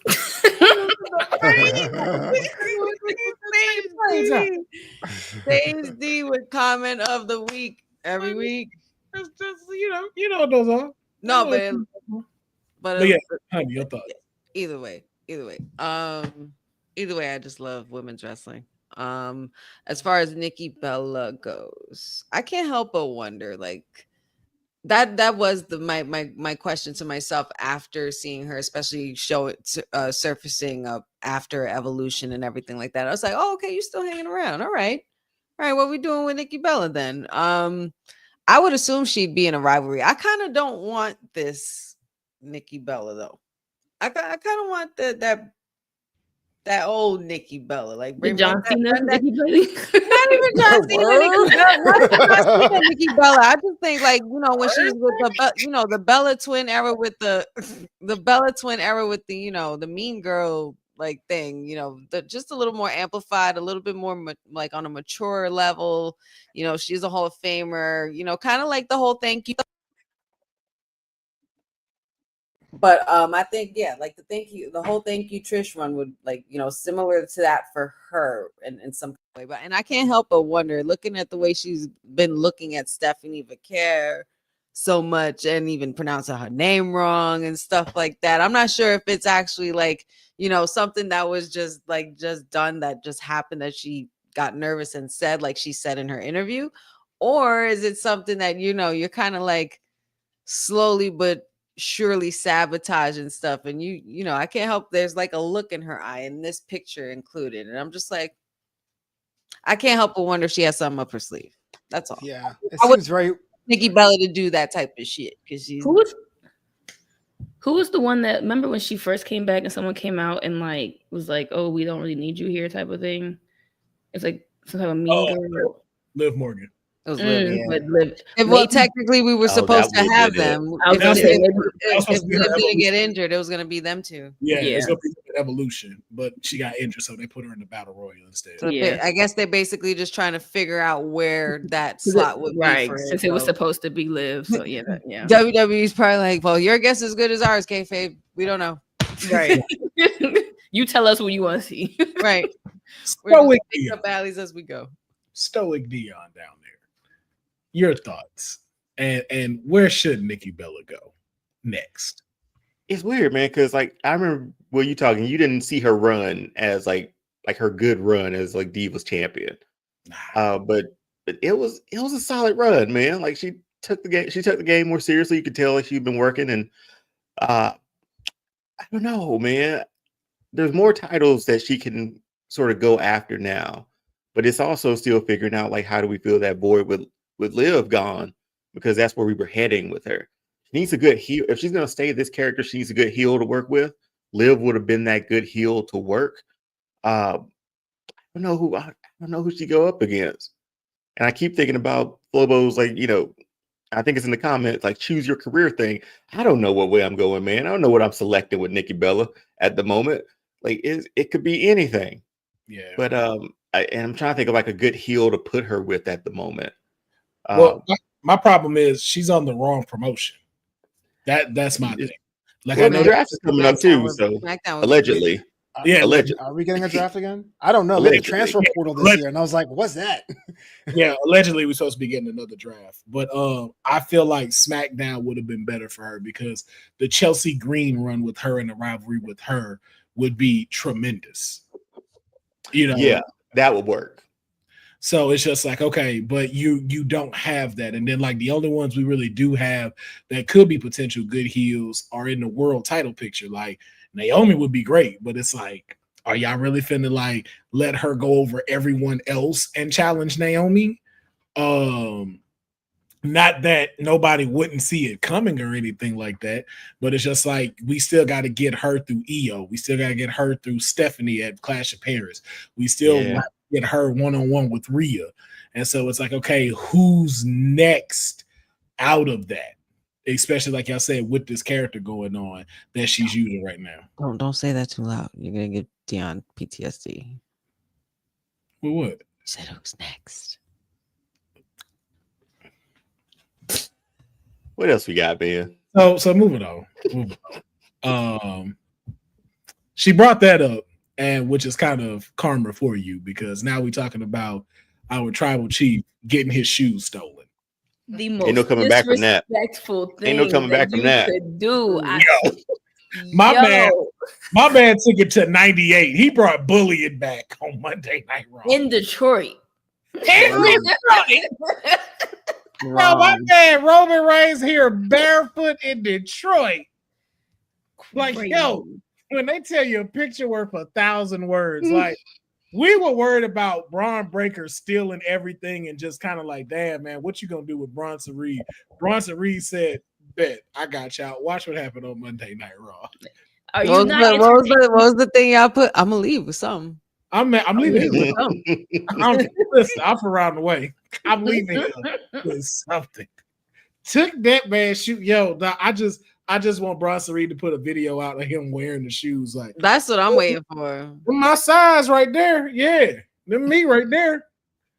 But I want to get y'all initial thoughts on everything that happened with the closing of Monday Night Raw leading into SummerSlam. Flobo, let me start with you. Like, just from this image and what all transpired, who's looking like they got the upper hand? I mean, of course, the Braun Squad do, and I like that. We call them the Bronze here. The Braun. I'm sorry. I know the rules. No. You wipe your feet when you come inside. I'm sorry. I didn't know. Okay. No. We just updating you. We updating you so you got it. Yeah. I got you. No, I actually like this, and Roman does have to come back down to earth, right? Because he's now not the tribal chief. Well, he is tribal chief, but he's not in the title picture, so I get that. But yeah, there's certain things you do that when you see, you don't believe them anymore, and I worry that may be a bit too far. Like, I remember one time when Roman, when he was tribal chief, he stomped out Braun Strowman. I was like, ain't no way I'm going to believe Braun Strowman's winning the match for the rest of his career. And so taking your shoes, bro, is like, dang. I would have burned my jersey if I was at a jersey. You know what I'm saying? So I like it. It got me feeling something, which a lot of times doesn't really happen as much, but it was kind of rough. Who's not the tribal chief? I'm sorry, I couldn't get past the part where you said that he's not the tribal chief. I misspoke. I meant like in the top of the main event. Top of the main event. Yeah. Oh, okay. Yeah. The OTC. If y'all say OTC, the original. I got you. Yeah, I'm not a fan of Solo. I get it. Where your ones at? Where your ones at? Have you acknowledged him yet? I mean, do I get kicked off if I don't? There you go. Hey. I can wave it though. I ain't Samoa. I'm talking to jogging right now. Like it ain't nothing. Oh, God. Come on. Y'all blocked out the entire analysis. Like, yo, you said he was I know, right? Like, you did this. Like, I gotta acknowledge him. I guess. Like, whoa. Sir. You hold it straight up. You did steal like the emoji. You wanna acknowledge Solo? You go like this. We go like that. Yeah, we do this to acknowledge Solo. Why? So you acknowledge him, but upside down. Yes. We acknowledge the Timu Chief. Oh, wow. They have a name now. They have a name. Do that? The group, they have a name now. What's the name? What is MFT. Yeah. What that mean?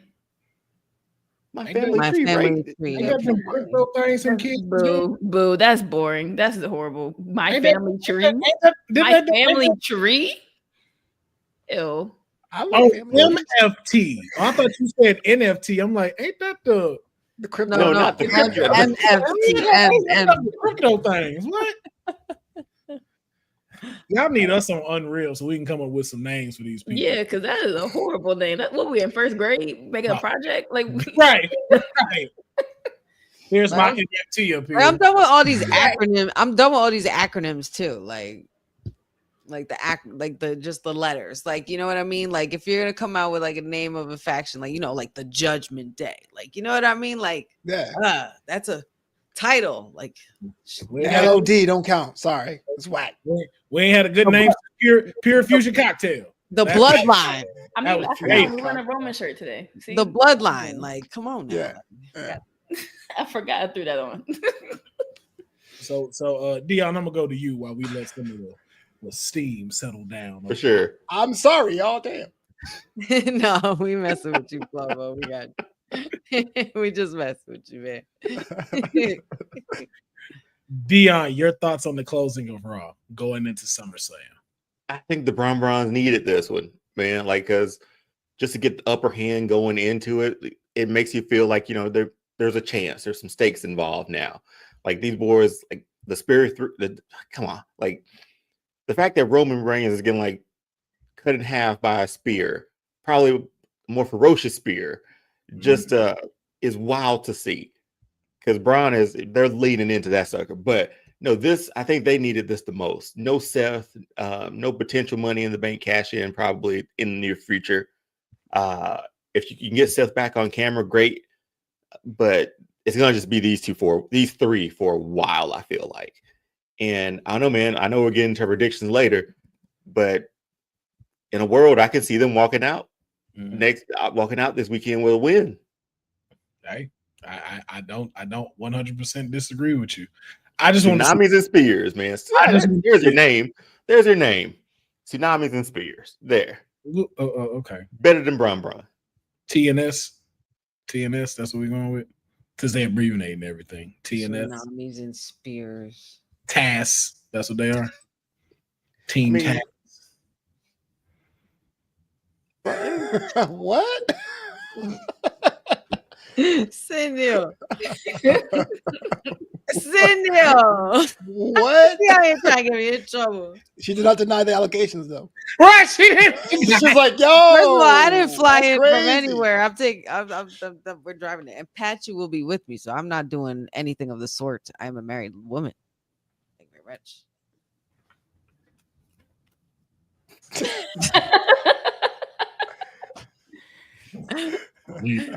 There. Cindy being Cindy, she being funny. Cindy being Cindy. I just want Bronson Reed to take Roman shoes at SummerSlam and throw them on the power line before the match. But like, hey, this how y'all gonna be after this match. It'd be no better place to do it than in the tri-state. Dang. Throw them hoes on the power line and take a picture. Is somebody gonna go and get them shoes immediately? Roman got to change schools at that point. Yep. But Cindy, your thoughts on the closing of Raw leading to SummerSlam? Oh, it was great. I wasn't expecting. I mean, I guess I was expecting the Braun Bonds to do something, but I wasn't expecting that. I think they're doing an amazing job with. I'm sorry, with what is it now? TAS, not Braun Bonds. TNS, TAS. Braun Bonds. It's Braun Bonds. I think they're doing an amazing job. I think Paul Heyman, anything that he touches, in my opinion, turns into gold. So I think that this is it's going to be an amazing, like, I know we're not there yet, but amazing match at SummerSlam.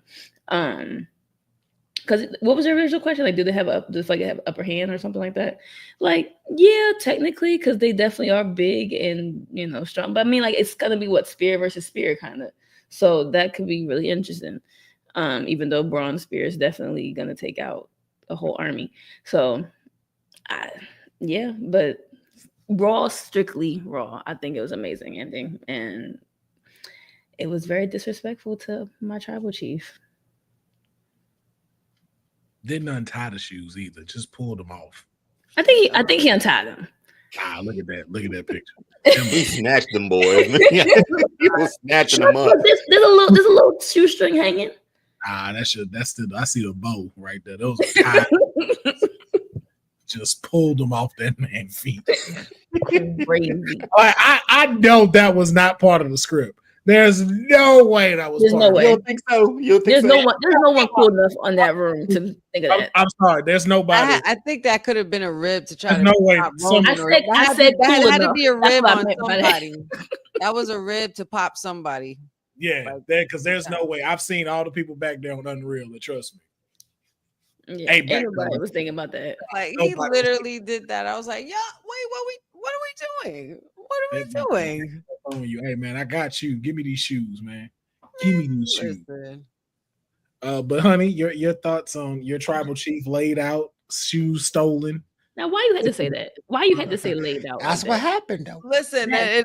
listen, Sydney, it's What? okay. It's okay because you know what? Our tribal chief knows how to bounce back. That's one thing he does very Exactly. well. And not for nothing, I'm sure the tribal chief has dozens more like those.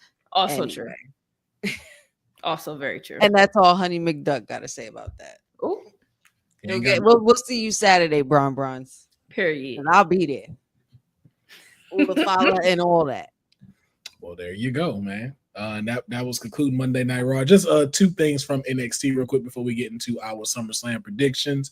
The TNA champion Trick Williams was in the building, and I just want to pose a question. I just want to, Bro.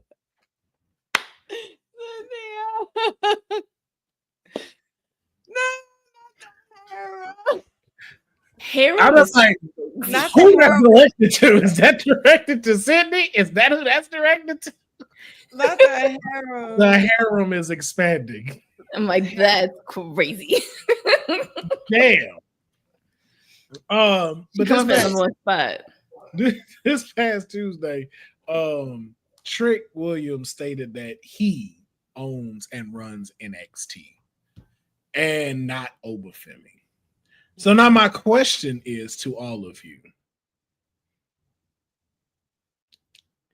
Is a title versus title on the way between Trick and Obafemi?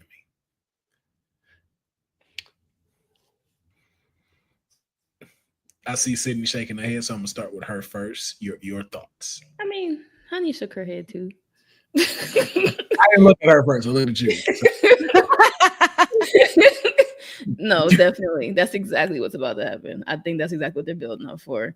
And I don't know if they're gonna do like because this whole WWE owning TNA or whatever the setup is, they gotta find a way to unify some of these championships, I feel like. And so that's probably what's gonna end up happening. Flobo. I mean, do they own them? Well, I don't know. I'll let y'all go. That's not going to happen. It's just a partnership. Yeah. It's a partnership. Because do they own them or is it a partnership? It's a partnership. Partnership with the NXT brand. No, what's going to happen is that we saw JT Jane did the whole tease last week or the week before last, and so they may tease that, but whoever's going to challenge Trick for the TNA title is going to have interference on behalf of Obafemi. Because if I'm Oba and I'm supposed to be ruling NXT, there's way too much real estate on TNA and what's going on. So I can see him getting involved in Trick's matches, but a unification match between Oba and Trick will just do nothing for TNA. So I don't quite see that happen unless it's a triple threat or something like that. Yeah. All right, Deonne? Yeah, because that's my thought. Like, when does TNA get their moment? You know, when they get their title back? And if we're unifying it with NXT, like, is that the one they get back and take TNA? I think it becomes convoluted at a certain point if you do it that way too. Yeah, I don't know. I'm still just waiting for TNA because again, the partnership's been great in my opinion, but they gotta get that title back somehow. They need a Sting getting the title from the NWO moment sort of deal, right? And unifying them, I don't think that's going to be the way to go for that one. But we'll see. I kind of really don't want a unification match, though. I'll say that much, though. So I'm seeing it just a tad bit different. I think if it happens, I don't think Oba wins. I think Trick wins because Trick needs that win over Oba. Trick needs to now with him holding the TNA championship, 3-time Trick goes with this character. But what it sets up for is a TNA star to take it off of him. Both titles. So this is where you either insert Joe Hendry or you insert Mike Santana. And one of them dethrones Trick and takes both of them. Or God, sorry. No. That was where I was at. Because I'm right there with you. I'm totally right there with you, because this could lead into something bigger for Trick's character and make him even more obnoxious in the way he carries himself, because of the fact that he did something Oba couldn't do when he was facing Moose when Moose was TNA champ. He was like, I got one over you. And you do insert Santana and Joe Hendry, but this time just have if you're I'm not sure, because then you got NXT hanging in the balance. You don't want to leave NXT in limbo or TNA. I mean, I don't know if you I'm on the side of a fence where maybe unifying won't be a good idea, but if you do that, I would rather have whoever else is in this triple threat take a title off of Trick and go their own ways. Like maybe Mike Santana could be the new guy to carry NXT while Joe Hendry hangs in TNA one more time for maybe one last go round before he officially moves up. You know what I mean? Or something like that. But also too, keep in mind though, you could pull a Stephanie McCurry and drop the belt. True. So there's always that. So again, or it could be a very short run holding both titles. But for me, if you're going to have JC Jane be a dual champion, you need a TNA star being a dual champion along with her. Or you have Joe Hendry do the Stephanie McCurry, where we know he's finna go to the moon once he goes up. Then you have Mike Santana be the one to hold down TNA, because that's his homegrown spot. And we've been seeing a lot of this interaction and story building with the young OG Javon Evans. Mm-hmm. What if Javon Evans, and you take out one and insert Javon Evans instead, and have him be the new NXT champion, also making him the youngest and making history, and he could carry the brand for as long as he can and build a new star in him. So there's lots of opportunity with all of this. I don't want him at the head of NXT. I'm sorry. I don't see that. I know everybody's behind him. That boy does not need that NXT championship. I'm not saying tomorrow. No. I'm saying for a hot minute. Like, bro, you are not up there to carry a brand. I'm sorry. Like, that's just me. Like, I enjoy Javon Evans completely, but bro, no, it ain't there. Because now I'm sitting there seeing, I want to see you go up against Leon Slater for the X Division championship. But why? It's something missing. It's something like how you said with Lyra Valkyria. It's like a little more. It just needs a little bit more growth. Like I think it's like, yo, you got the crowd pop behind it. I don't want to see the Jey Uso effect with Javon Evans. All right, so then move up Ricky Saints to the main title picture. Then there's a lot of them that could get moved up. There's a lot of them I think you still got kind of lying in wait that you're not pulling the trigger on because you don't know who can defeat Obafemi. Like, I think Josh Briggs would have made a great NXT champion in 2024. Yeah, yep. But you didn't pull that trigger. Oh. I think there's a few of them. Like, I don't think Ethan Page got the full run he should have gotten. But, he's where he is now. I just think that Obafemi and Trick are now getting at the point where it's time for them to go up. Right. And so it's like, yo, let's finish the Mad Trick era. Let him let the whole Oba, if he's gonna lose up with Femi, let it be that, because there's nobody on this roster. There's no one on NXT right now you can convince me that can beat Obafemi and it's gonna go over, with the exception of Trick and the bag that he's in right now. So let him do that. Let him get both titles. Let that mad reign start, and then let it be Mike Santana that takes it, because that is the future of TNA. You mute, Flobo. I know I'm mute. I'm trying to hold my thoughts in, because I don't necessarily disagree with the choices, because it looks like Mike Santana's going to be the guy. But the reasons why you dislike Javon Evans are the reasons why you're saying Mike Santana should do it. If there's anyone that's going to suffer from a Jey Uso effect, it's Santana. Those kind of everyman characters, like I'm from the Bronx, will be turned on so faster than LA Knight. I'm telling you. And TNA, yes, it's going to be great. He's going to win a championship in 6 weeks. Stop, man. Stop. Not a TNA. No. If you're saying NXT and you make that the focus, absolutely. But that's why I'm saying, like, his NXT run should not be long. I'm saying the parallels. I'm saying you don't see Javon Evans, you say it's missing something on the NXT side. And then on the TNA side, you're like, oh, Mike Santana should be the guy. But they're very similar in that they are kind of like everyman characters. And they will be turned on. But you're saying no. But I'm like, how does one man have an X factor when Mike Santana's character is, I'm a proud Boricua from the Bronx? Sure. No, don't give me that. Because NXT, as a roster right now on the men's side, is so thin, there aren't enough ladder rungs on NXT. Yes, in a match together, Santana clears. I'm not denying that. Oh, yeah. I'm saying on NXT, besides Oba, there is a drop to the next level. So I'm just saying, I want different players in there. I like Mike Santana, I like Joe Hendry, but I want something different. You know what I'm saying? Yeah, I want a lot different. I want some more people in there. But when, like you said, with a thin thing of where we at, like, oh, we're thin, so let's put Javon Evans as the main. Let's make new stars, yeah. But you're not a star. You become a star there. That's what NXT is. You're popular. NXT's to build stars, no? It is, but it ain't. Again, I don't see it yet. This again, you haven't told me why. Is he not conditioned right? Does he have a bad gimmick? Is the theme song sucks? I think honestly, I feel like it's the gimmick. I feel like the gimmick ain't there. Like, bro, like to me, you haven't shown like you haven't really shown me anything that makes me feel like you should get a belt. Like I think you're well where you should be United States. I mean, North American champion. I definitely think you're there mid card wise. Did you feel that way about Jeff Hardy back in the day? No. Jeff Hardy was a start. No, I love when Jay pulled the trigger just at the right time for Jeff Hardy to win the World Heavyweight Championship. That was the time. But even too, he had moments where it gave us that. When he went up against the Undertaker in that ladder match, that's where it was like, okay, I'm starting to see what y'all are seeing. And they pulled it right. I don't think Javon Evans has had that defining moment where I'm like, yo, this is it. You know what would help me with that?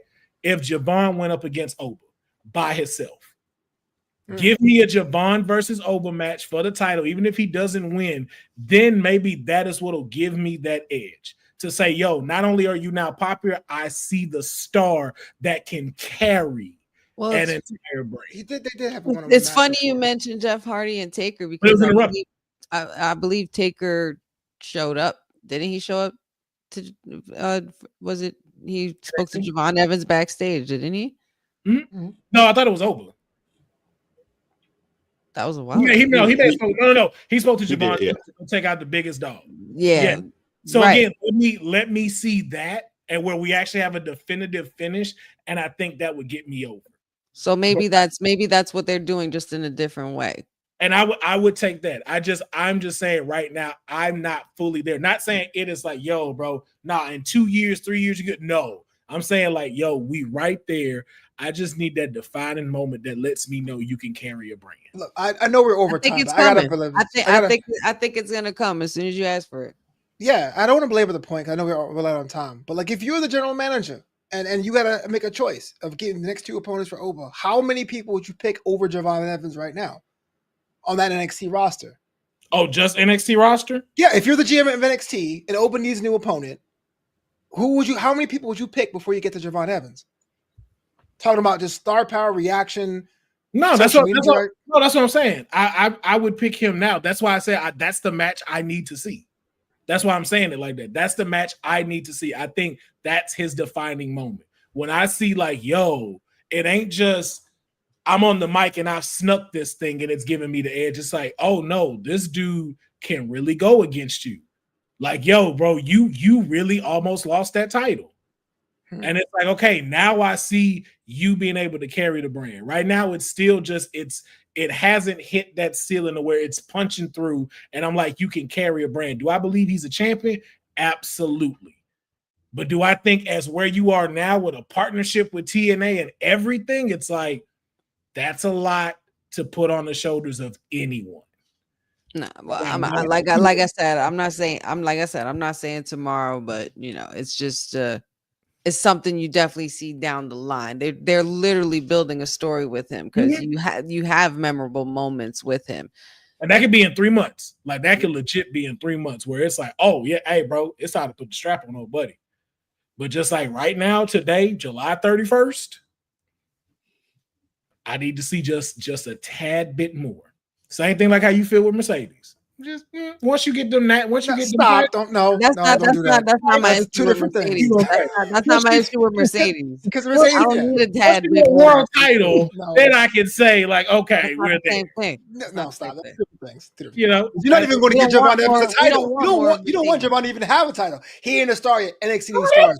3 months see from now. what Why Yo, now? Why not now? Well, because I'll come to how council. words get put in my mouth. What I about to say, he would make a great. Yo, I need to see more. Yo, he wrestles every week. I gotta see more. Like I said, the councilman, I feel like that moment for Javon is gonna come a lot sooner than you think. And I hope It's so. not him, he's not gonna be a champion tomorrow, but his story is gonna build from here on out. You'll see. And I hope so. We're gonna move away from these false narratives being given. And I don't what you created. I don't want to make Javon a champion. I just said he should be North American champion. I gotta see more. Or how about a match? See A title more. match? Not I now. see more, bro. But I like Jeff Hardy and Mike Santana, but not Javon Evans because So just how you just said the Mercedes Javon thing don't count, the Jeff and Javon thing ain't nowhere the same, sir. That man was a multiple time champion before he won the world championship. So okay, multiple time tag team champion. Intercontinental championship, multiple times. Multiple times. But I'm telling you, much like Jeff Hardy's run, this is why I compare them, is that there was a time when the roster was depleted and there was a pushback of saying he's good but not ready now. But you're right, he had more titles before he became a world champ.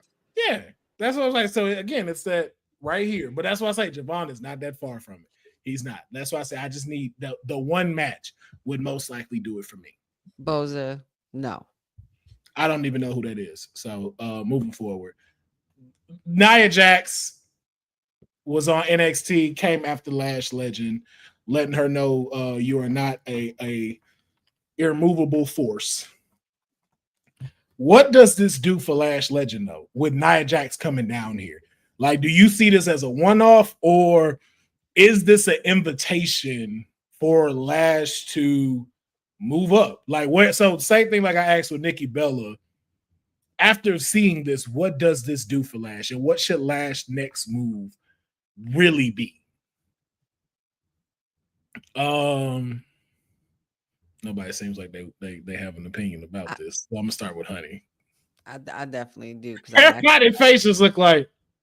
I definitely do because I'm happy to see this, and I know Deonne has one because his heart is always where Nia Jax is. Right? I'm like, why are you so stoic today, sir? He's crying. That's all. Yeah, gotcha. Yeah, that's all. We're good though. We're not waking Xander, right? We don't. Yeah, if you have to no, we're good. We understand. So Okay. We're good. But honestly, I think this is fun. I think this is just the beginning. This is the beginning of what I want for Lash Legend. I think this is definitely something to keep our eyes on, especially for the fact that Lash Legend doesn't even have a title. Usually when we see a lot of these stars from the main roster come down and the women from the main roster, you've seen Becky go at Lyra Valkyria when she's had the title championship, Roxanne, same thing and all of that. And it's just like with Bailey and such. Now we're getting this with Lash and Nia, and Lash don't even have a title. Oh, we're just gonna drop this bomb right here. These two bombshells, both of them, immovable forces, irresistible forces on their own right. And I think this is going to be so much fun. We've seen them interact in the Rumble. We've seen them interact every now and then throughout their time in that match. And yeah, I'm here for it because it's my former queen of the ring and my future queen. Because Lash Legend, man, we need to get you going, girl. Let's put the gas on it for real. Yeah, because then Lash eliminated her from the Battle Royal. I think picked her up and walked her over the rope, right? Mm-hmm. Again, Nia Jackson incapacity, man, and she went back down to NXT to do this. I think, and we talked about it on here before, seeing how seeing how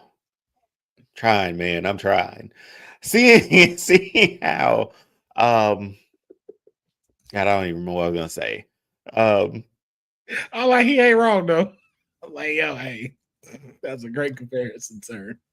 Okay, now I got my thought back. But we talked about it later. Well, a few weeks ago, seeing how Lash Legend was sort of featured in that Battle Royal, like to be like the last two in that Battle Royal. It felt like, okay, might be something here for her, and they might be ready to put like the rocket on her back, or seeing what she's capable of being able to do. And the fact that they're sending like Nia Jax down to NXT for this, I think that's a positive for Lash Legend. I don't think she'll be on NXT for long, because when she was on a tag team, she was on SmackDown a lot. So I don't think she's going to be in NXT that much longer. I think a good match with Nia Jax at a NXT PLE, with Nia Jax coming back to NXT, I think that helps both of them too, because Nia's not even on the SummerSlam card, right? So this gives her something to do with someone younger, and someone who's already shown that, like, I can pick you up, walk you over to the rope, and throw you out. I'm that powerful too. So yeah, I'm down for this. I want to see where we go with it. But again, it's a big deal if you bring a main roster talent back down to NXT to work with a younger talent. That's a big deal. Flobo, same thing to you. What is the best way to work this for Lash? Like, is this something that leads her to a call up to the main roster, or is there still some things that she needs to accomplish at NXT before going up as a solo wrestler now? So to the point, everyone's saying that this is her test, right? Like when WWE, they kind of give you these little like stages, and if you can pass that, then you are still considered. I remember when Dominic Mysterio was on NXT, they brought down both AJ and Andrade to wrestle him to make sure that he was still there. Lash has a problem, not a problem, but there's so many people there's so much people in the roster. She was in danger of becoming invisible, which is kind of weird because she's like built like a brick house, right? She's like huge. So here's an opportunity for her to really come out there, establish her moveset, see if the crowd gets between her. But my problem is, does the bougie bully work in a world of Tiffany Strattons and Mean Girls, right? I know they're different and they look different, the moveset's different, but as far as character differences for the writers, I think now's the time for Lash to establish who she is, her tone of voice, what that means, if she's going to be on SmackDown or Raw, inside this promo work with Nia Jax. So it's a test in the ring, yes, but definitely like, how are you going to package or present the Lash Legend we want on the main roster if she gets the call up? Well put, sir. Well put. Sydney, your thoughts? Perfectly put by everybody, especially Flobo. I think that he made it the perfect argument that they don't bring people down for nothing. Well, not down, like not bring them down, but they don't bring them onto NXT for anything, for no reason. So I think that this is going to be a great run for Lash. I think she has the potential to get moved up. I think she will pass this test, and I think that she is going to be the next queen, like Honey said. Yeah, I don't have nothing else to add to that. Like Flobo said it all the way best. That's exactly what it is. That's exactly what's needed, and whatever it is, I just would like to see more of Lash Legend on screen doing her thing. And I particularly would hope she would go to Raw and body slam the shit out of Rhea Ripley. Give me that. Just go for the big fish, or not even just fluctuate her between both brands. Have her body slam Rhea one night, go to Friday, body slam Charlotte the other night. You know what I'm saying? Just a path of destruction. Bougie bully.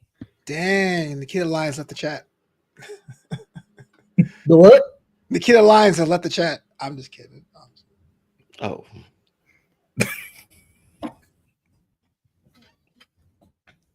They wanted to do that. I'm sorry. That was her original character. Okay, I'm done. I'm sorry. It's late, man. It's late.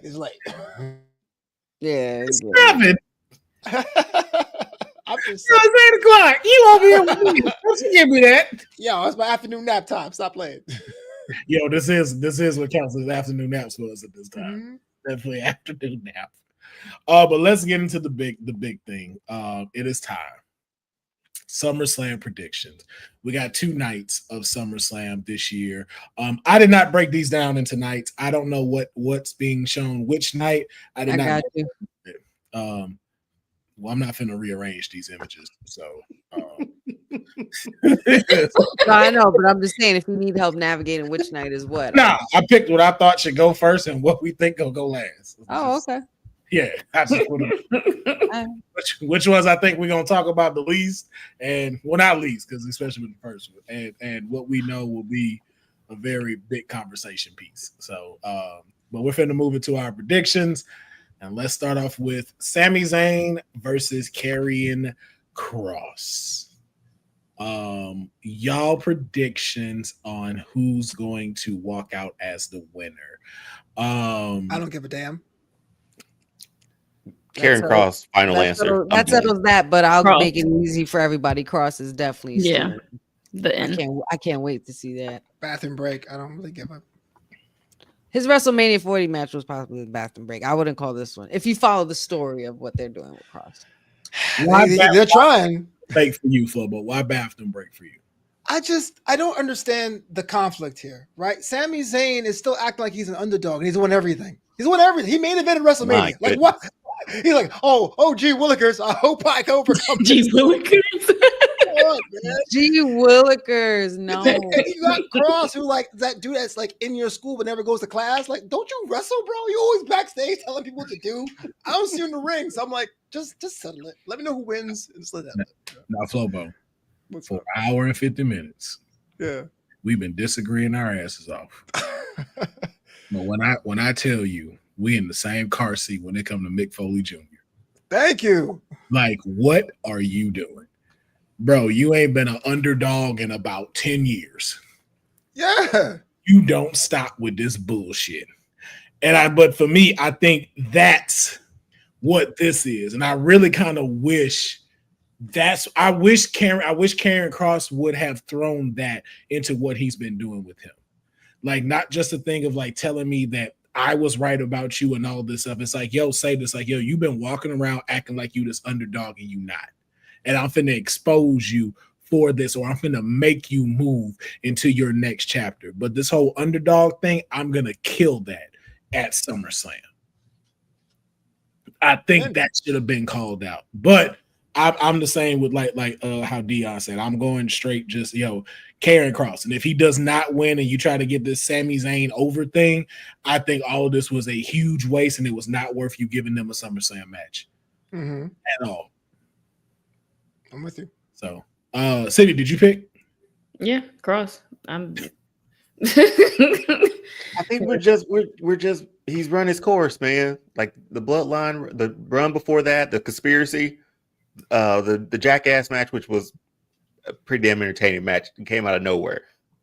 And then the bloodline stuff, like those are hell of a runs for him. But after, we're tired of him, man. You can't get, like Flobo said, don't give me this underdog stuff anymore, man. Main event of WrestleMania, you beat Gunther, you've beaten everybody. You just haven't won a world title yet. Yeah. If you want to go for that, sure, go for that. But dude, you got a high rating on 2K, man. You ain't no underdog. Thanks. Facts. The numbers are low. You just don't know what it's like to be a world champion. That's it. Run with that. Yeah, and that's the thing you need to run with, because honestly, I could throw this out and people gonna get upset. Give me a great Sammy title run.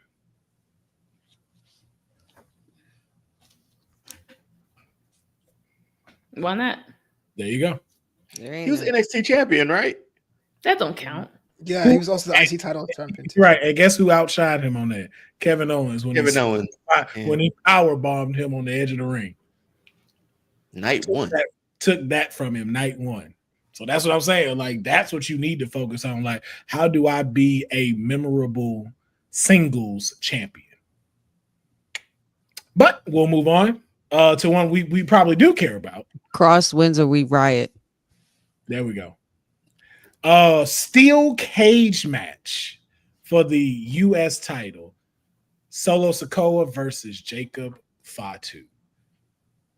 With the I'm not calling them that. I'm gonna go and keep saying the Temu bloodline. Right. I'm sure lingering outside of the ring. They got t-shirts, man. They got merch. We don't care. We don't care. MF Tonga. So and I ain't calling them that. Temu bloodline. I kept calling them Pure Fusion Cocktail, so I'm gonna call them what I want. That sounds delicious, though. I mean, right? I will have a Pure Fusion Cocktail. And refreshing. It sounds refreshing. Yeah, y'all should have went with that instead of what y'all had. If y'all have went with that, y'all could have had so much advertisement from all kind of alcoholic sponsorship. Y'all have been champions if they'd have gave y'all that. That's just me though. But when the dust clears, one, who's winning this match, and because of it being a steel cage, how do they win? Will it be by pinfall or will they escape the ring?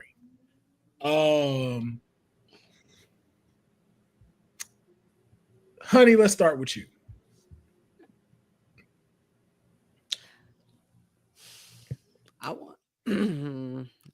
I want Jacob to win. No, you don't. No, you don't. No, you don't. I do want Jacob. I to do win. too. My heart wants Jacob to win, but I'm not thinking with my heart when it comes to this. No, yeah. Because I with a steel cage match, it has Solo shenanigans written all over it. Mm-hmm. So Solo is the pick to win. Sydney, your choice. Same as Honey. I want Jacob with the belt back. I do. But I mean, he won the belt with shenanigans, so why wouldn't he keep the belt with more shenanigans? If anything, we're gonna have another bloodline member pop out of nowhere for all we know. So I mean, Solo definitely takes it. I don't really like that it's a steel cage match. I feel like it hasn't built up enough for it to be a steel cage match because, like, you know, it's not supposed to be like the end all of match. You know, it's like, oh, it's so crazy that we can't contain them. So it's like, well, to be fair, CM Punk and I think Drew had a steel cage, and it didn't. That's not where they finished.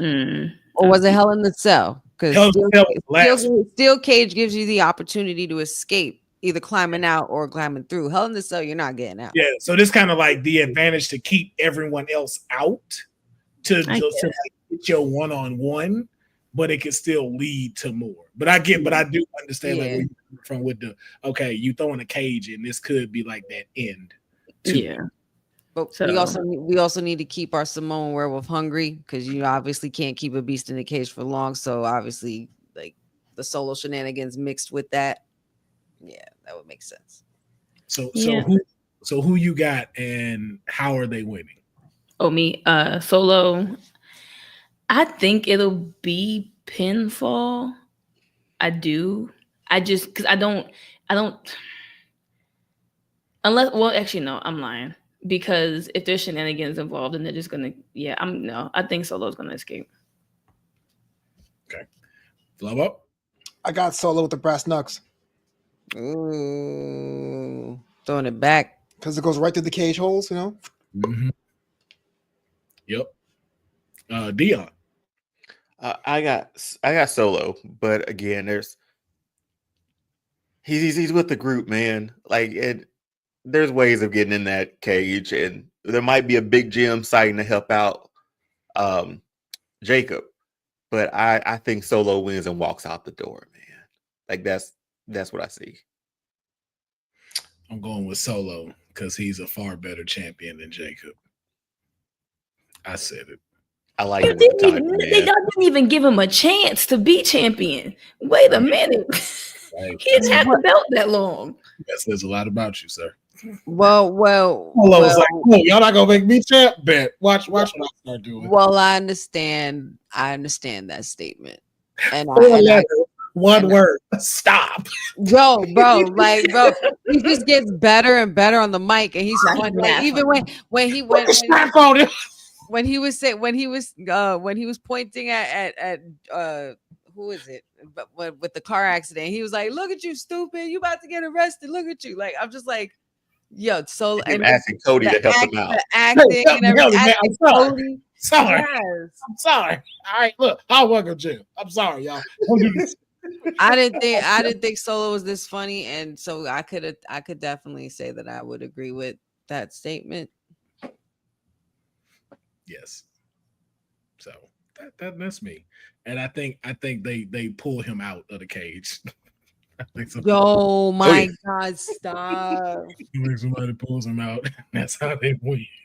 He gonna be so incapacitated that they gotta drag his ass out because Jacob goes funny visual, man. His ass. That's gonna be funny. Also, something I've heard. Don't know if it's true. Don't know if it has anything to do with this. But Zilla is in New Jersey, right? Yes, he sure is. Yes, he sure is. He sure is. I didn't want to say it, but I was thinking it. Zilla's here. Zilla is in the building. Just throwing that out there. But yeah, so we shall see. Now, the greatest luchador of all time, Let's taking just give on. this match a round of applause now. I've been waiting for this. How long have we had this show going? I've been. What was this? 2 hours. Oh, because you said the greatest. Oh, no, luchador I of didn't. all time. Not this show. But Hey, you the think whole of the series, better bro. one? I mean, besides El Grande Americano, of course. But All right, bro. All right, you got it. Better luchador than Rey Mysterio. Did you hear that pop? Bro, when he came through, forget it. That place roared. Yo, what we talking about right That now? was a legend pop. No, it's okay. It's okay. Can't all of us view greatness just like that. You know what I'm saying? Some of us got to through a lens. I see the big picture, man. The man has been doing this for 20 years. Like, he just celebrated 20 years of being in this business. Love that for him. Congratulations. Oh yeah. But this is probably his greatest challenge yet. Yes. Yeah. Going up against the phenomenal AJ Styles for the IC title. And though AJ Styles said, man, look, he only got about maybe 5 years left, the man still don't look like he's missing a beat whatsoever. Mm-mm. So even with shenanigans involved, Bozo, don't nobody care. Nobody care. World TV champion? What is that? Nobody care about them. You know we don't. You already know that. Leave AW alone. That's what we mean. AEW got mad championships for no reason. The world television champion. Come on, bro. I'm ready Who for needs, that. who needs all those championships when you got this? Hey, look, I'm ready for that napping championship that they're gonna introduce over there. Facts. Can't wait for that one. But even though we know Judgment Day is around, possibly Kabuki Warriors may be on AJ's side, but when the dust settles, who is walking out as who's walking out as the Intercontinental Champion? Deonne, just because of your face. Let's start with you. Dude, I've been asking for this for how long have we been doing this? For a while, right? Did you fantasy book this once? Yeah, months ago. Yeah, I think it's for Elimination Chamber, actually. Yes. Months ago. But now we got that Intercontinental title on Dom. I think it's gonna be a great match. I'm looking forward to it. Dom's in his bag. AJ has never not been in his. But Dirty Dom walking out of SummerSlam still champion. Okay. Love AJ. Love AJ to death, but you can't stop this Dom run, man. You can't. He's going after other titles and other companies now. Like you can't stop it. Yep. Flobo, who's walking out as the IC champion? I got AJ Styles, and I agree with you. I think Dom is the better dude. I think his run's hot, but AJ put over Logan Paul at WrestleMania. You got to get something back. Like, you need to have him valuable on some level. Dom doesn't need the IC title. He can get another title in Mexico next week. Like, True. I got AJ Styles on this one. Okay. Honey, your thoughts? Same. I mean, I love AJ, but this is the dirty era we're still living in, man, and I'm having fun with it. I just want to see it continue. I don't care who's sitting around me. I'm rooting for Dom through and through. Sydney? I'm rooting for Dom, but I do just want to say that AJ Styles has done a great job at like building this match and like getting everybody excited for it. But I think that Dom's going to take it. Yeah. Nobody told your goofy ass to let Logan Paul win. That's on you. We are in the scumbag era. All right. That's what it's all about. It's all about chicken tendies and Dominic Mysterio and Mo. PlayStation. And PlayStation. That's what we in. For 2025. That's what we living in. But I do agree with you, Flobo. I feel like I want AJ to get a payoff somewhere this year. And I hope we do see it. But I gotta roll with my guy, man. Dominic Mysterio is gonna walk out still Intercontinental Champion. So yeah. Yeah, AJ got business to handle, later on down the road. Yeah, and if you know what, if I'm being honest, and I don't know if it's a stretch, but man, I would really love to see World Heavyweight Champion, the phenomenal AJ Styles.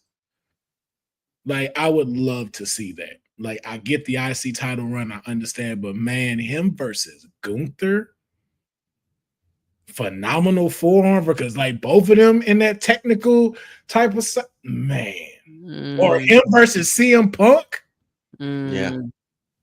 Come on, give me that's what I'm wanting to see, especially if AJ is at the getting to where we're getting towards the end.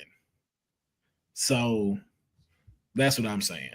But now we move into the celebrity side. Is Drew back in the country? Is he back? Yeah. Drew's back in the country. Thanks. Logan his private jet. Okay.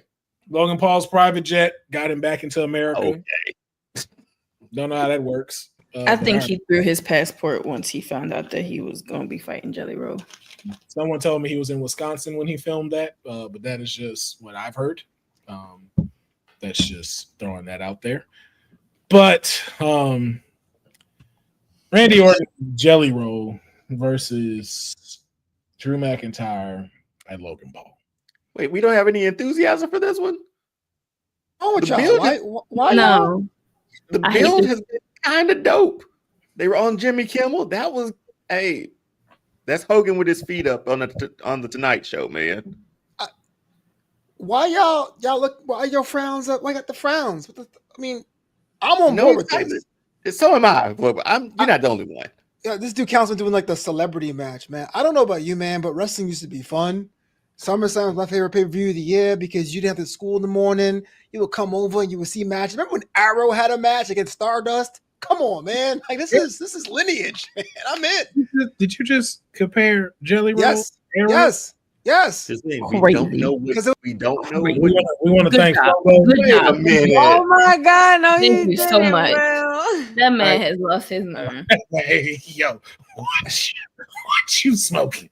What Because you smoking right now? I won't what see I'm it. saying is when that match was announced, when it was Stardust against the dude from Okay, wait. CW, everyone hated it. And guess what? It surprised people, didn't it? I did not hate it. That is Arrow. No, the idea of the match. I didn't hate that at all. Well, you are a special individual. I'm just saying the celebrity matches at SummerSlam are kind of a thing, man. That's part of what SummerSlam is great. I'm not knocking it. You are knocking it. You just said this. Yeah, like okay, so just like how you are with Lyra versus Becky, Yeah. this is how I am with this. I'm like, okay, I get what is it going to be fun? Absolutely. Is it something that is going to rock? Yes. You got Logan Paul, you have two veterans in Drew and Randy Orton and you know Jelly Roll. Ain't no L Streak, it's all dubs. I don't know what I'm talking about.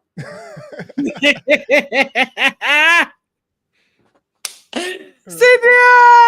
Yo.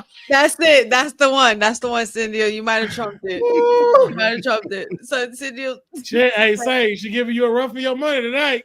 for the listeners, Cindy says Flobo's L Streak tonight is making Deonne sound like the professor. I can't. That was a pop. I can't. You got Randy Orton. I don't like him. Drew McIntyre. I don't like him. Logan Paul delivers every time. I don't like him. And then one celebrity out of 4. And y'all saying L. Okay. All right. It's cool.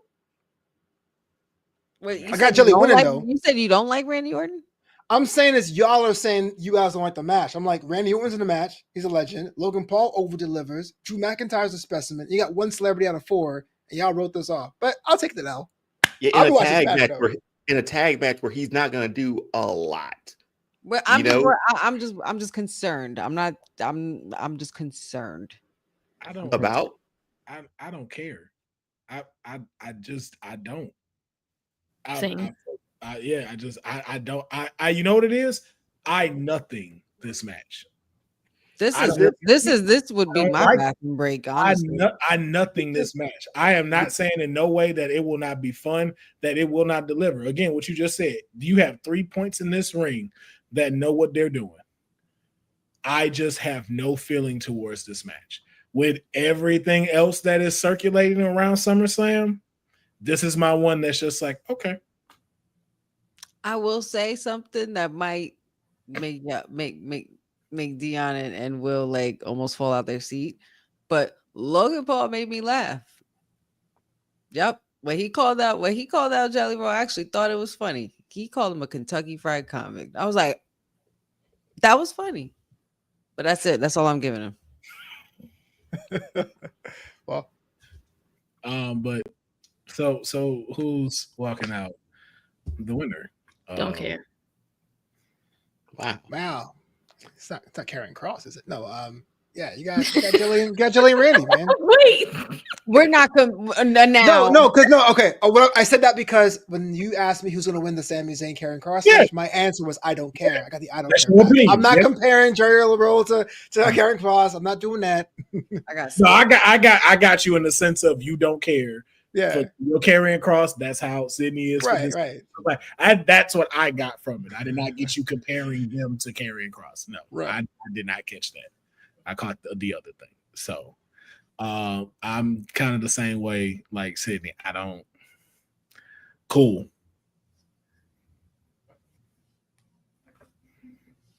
Honey.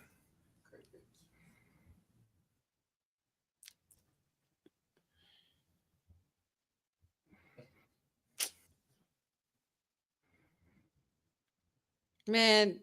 Oh, you about to say it? Oh, is she about to say it? I'm rooting for Drew McIntyre.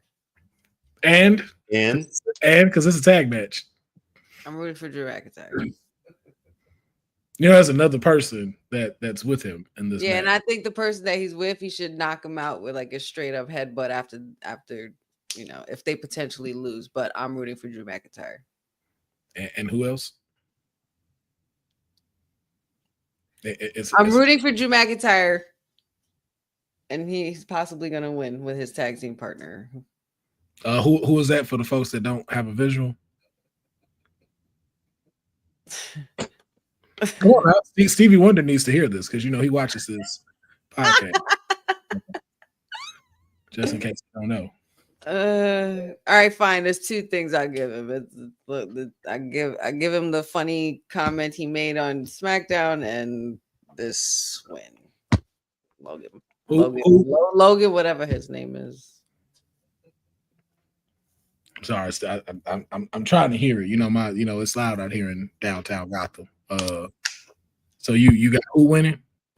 Drew McIntyre and Logan. What's his face? I'll take that. That's enough to record. Flobo. Cindy killing me. I got. I was finna drag it some more sitting there, but I was like, we already at 2 hours. I got Jelly Roll doing. My bad. Yeah, he's going over. Who? Which one? Jelly Roll's going over. It's going to be a combo into an RKO. 1, 2, 3. So you think Jelly Roll getting the pin? No, he's not getting the pin. He's setting up. He'll knock Logan. Logan turns around into an RKO out of nowhere.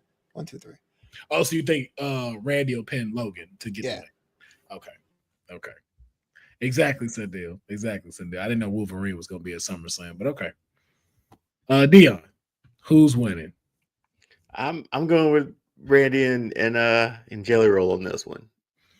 This might surprise some people. If it has the potential to do it. I hope it does. Because there has been reports Jelly Roll has been like down at the PC, so he's taking it seriously.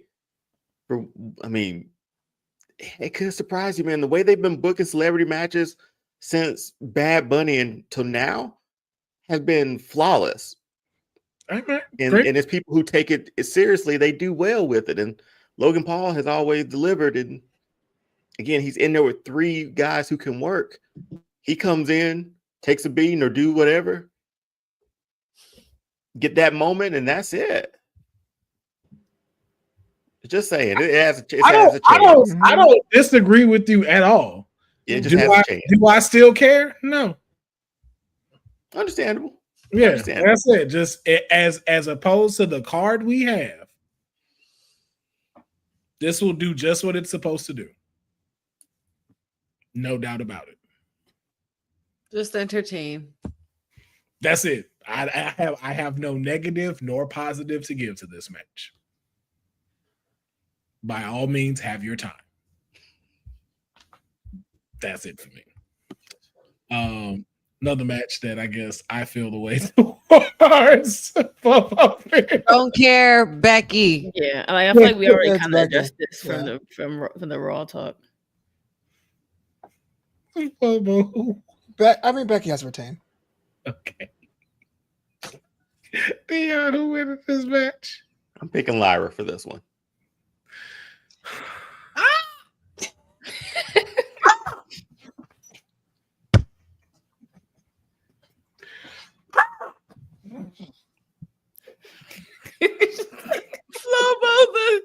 I love it. I love it. But it's the way he do it, real soldiers. Mm-hmm. She's serious about it. You know? Wait, what was that? Yo, What the whole her episode- thing? But the whole Oh, episode, yeah. he keep doing it. I'm like, why does he do it better than her? Though? Why does he do it better than her? she can't see. Like, what's going It looks so more dramatic when he do it. Like, I hope she watches this. I'm like, 'cause- And practices, right? yeah, it looks so much more dramatic. Like, Yeah. on some Batman shit when he do it. I'm like, you need to take notes. This Let's go. Oh, I gotta go Becky, man. I think the IC title needs it. I think the IC title needs Becky right Oh now. my god. HT. Stop. I don't know if I can say that out loud. Even- I'm not gonna say that out loud. We can comment out loud. Oh, Let's move on. Oh. Women's WWE Championship. My client Tiffany Stratton versus the Queen of the Ring, Jade Cargill. When the dust is settled and the fake eyelashes are everywhere, who's walking out as the champion? I'm sorry. Who's walking out as the champion?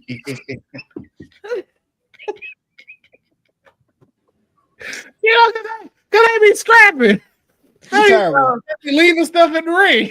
yo, Jade needs to win this. I'm sorry. Like, she has to. I mean, Tiffany Stratton's on a good run, but you can't have Jade around and not have her with a hardware after doing all that this year. If she doesn't win, we will not believe her as a contender. So I got Jade. Deonne? Yeah, same for me. I mean, Queen of the Ring would have been a different story if Naomi hadn't cashed in a little bit. It would have been fun to sort of fantasy book that, but no, it's time, man. If you're gonna do it now, what better place to do it than SummerSlam right now? Honey? I'm sorry, y'all. It's Tiffy time. Aren't you bored? That time's almost up for me, man. I'm gonna be honest. Like, and I love I love Tiffany. I really do. But like, aren't you bored with this championship run? I wouldn't say I'm bored, but I'm just saying like that. I mean, this is something that is warranted. That we knew would eventually come, because when Jade was signed, under the TKO umbrella, being the first signee, they were bringing her in, and they're pretty much now giving her the task, now that she's gone through with learning the system and training in the performance center and, and working on the craft and trying to, get better and better. Now she's just going with the wheels. She's on the hunt, and I feel like as a Queen of the Ring, it shouldn't, I know this was the one that was chosen. However, I feel like there's a lot more, there would be a lot more that would be effective for Jade, considering that, she has been on SmackDown for a minute. I feel like we could see her transition into maybe going into Raw to find Naomi and still get that vengeance there and possibly take her title from her.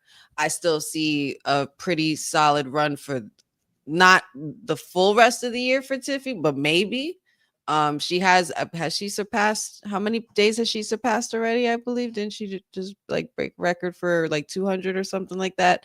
Mm-hmm. So I mean, I feel like Tiffany still, it's not like she's been a scrub champ, you know what I mean? She's taken everything they've thrown at her since she's become champ. So I feel like there's still more for Tiffy there, but this is gonna be a tough match. So, but I am gonna have, with all that being said, I have to go with Tiffy.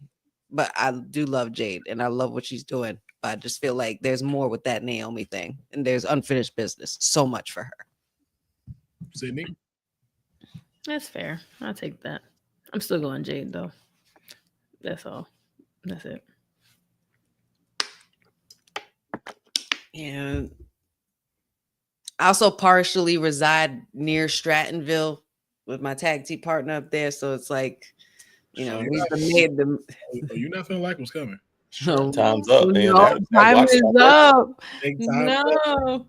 Nah, cause see, you talking about shutting the city down. No, it's not that. It's again like you've had it since 2024. You had WrestleMania. You faced Charlotte. You faced Trish. You faced Nia. Like, she's had an incredible run. If there's any time for the strap to come off, Okay. it's here. And I know you keep wanting the Jade and Naomi thing. I want the Jade and Bianca thing when she get back. Because that's what's awaiting when she becomes champion. But I think Tiffany has done it.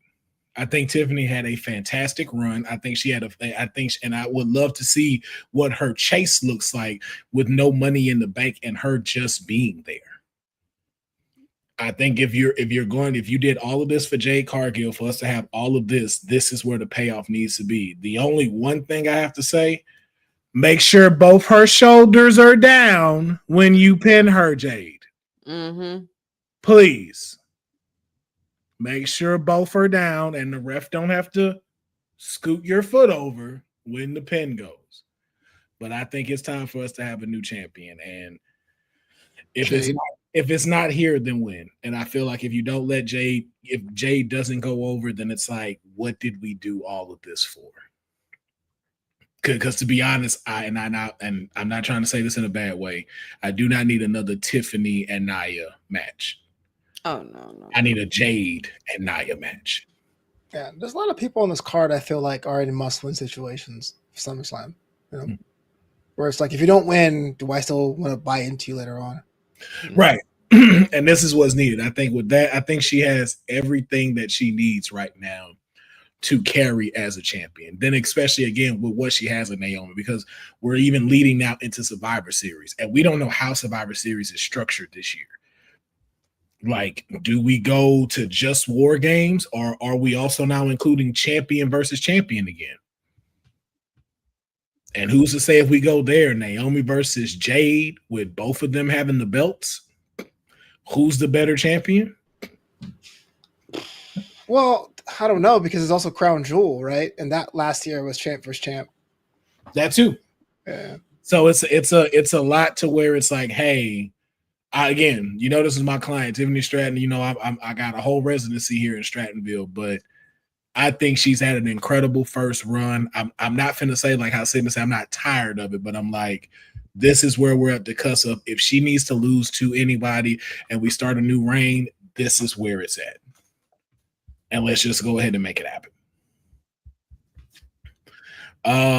Now we move into very interesting match. Tag team titles are on the line.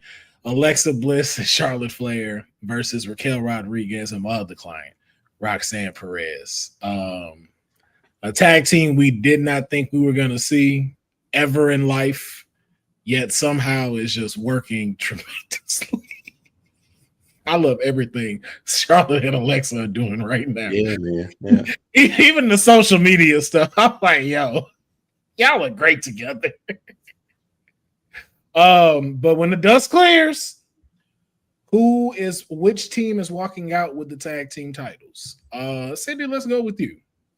Flair and Bliss. And I feel that way. One, like how you said, I think that the way that they, what they're doing together is absolutely amazing. It's cute. It's adorable. It's giving Flair back her, likableness. I think that's amazing. I also am not a fan of just giving someone a title. Just because Liv got hurt doesn't mean that you just swap the person. That's crazy to me. Like, they shouldn't win it. So, yeah, I know that y'all are. I think that's you. Yeah, it's you. That Roxanne Perez is your client, right? But yeah, they can win it back, but I just don't understand how she's champion right now. I think that title should have been vacated. So therefore, I think this is a chance to vacate those titles and give them to Flair and Bliss and let them work with that. So as long as you feel the same way when it was with Bianca and Naomi, so as long as you feel that same way. Yes. Okay. I do. Again, as long as it's across the board. Because it's principle at the end of the day. Even though, like, internally, maybe not, but as principle. As long as it's spread evenly across the board, I cannot complain. If someone gets hurt, they're no longer champion. That's just how it works. I don't know. Flobo. Charlotte and Bliss, man. I think Raw needs Roxanne and Raquel to be singles competitors for both those divisions, so that frees them up. So I'm gonna go with Charlotte and Alexa. Deonne. Yeah, same for me. Charlotte and Alexa. I think they put them together for a reason, and it's working. So let's get a payoff now. It's going to be interesting to see what happens with the Judgment Day if they do lose these, because they're dripped in gold right now, and not having those titles and Liv not losing that title could have some fun story stuff in there. So, but no, I think I'm picking Charlotte and Alexa. We'll see what happens after that. Okay. Honey. I'm going with the Judgment Day girls to keep the titles. Only because I'm not sure where any of this is going with Charlotte and Alexa. I like it. I think it's fun. But I'm not sure where the payoff comes from in, having all the Judgment Day dripped in gold 1 week and then the next minute for a couple weeks, and then the next minute it's not, they're not all dipped in gold anymore. Like, I feel like Judgment Day stands strong when they are dipped, with gold. So I feel like these girls should keep it. And they're doing really well together too. Oh man, I'm conflicted with this one. I don't want to hear that. I'm conflicted with this one, man. You are?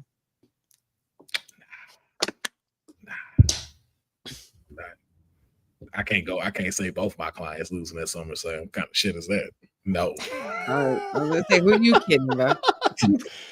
Like, where are we at right now? Like, I agree with, I think Flobo, you said it. No, either Flobo said it or Deonne said it. I like where we're getting, because Raquel Rodriguez has been in her bag these last couple of weeks. Like, she's really shown me, like, yo, you getting there as far as single competitive bag. Like, even like, I don't know what it was, like because she didn't have it for a while, but when her entrance music hit, I was like, her music fire. I was like, wait a minute. Like, as soon as that shit hit, I was like, yo, okay. And the entrance. Yeah, I was like, I'm starting to see the singles star in you again. Like, did you notice the camera view is different too? Yeah. Instead of her turning back to the camera, she turns back to the camera, but the camera follows her all the way around now, like focusing on her. Like, I was like, I'm digging this, man. But I'm going with the Judgment Day on this. Like, again, I like the Flair Bliss thing, but it's like, it's the same thing. Like y'all said, it's new. So it's just like, okay, what does this do putting the belts on them again? Because it's not like there's nothing that they can't go do right now. Like, to go, and then to go from Charlotte having a title match at WrestleMania to dropping down to the tag team division. It's like, or Alexa Bliss even coming back, and it's like, okay, now she went straight to the tag team division, and we got a mid-card belt and the women's championship there. Like, come on now. Somebody turning on somebody. Yeah. It's just about who's gonna make that move first. Yeah, so I'm going with Judgment Day. I'm going with them still being dripped in gold, and my client still being a champion, as she should be, because that's what she is. I don't like not seeing her without gold, even if she, got it in a way that's not for everybody. She's a workhorse, so Good old workhorse. So her resume speaks for itself.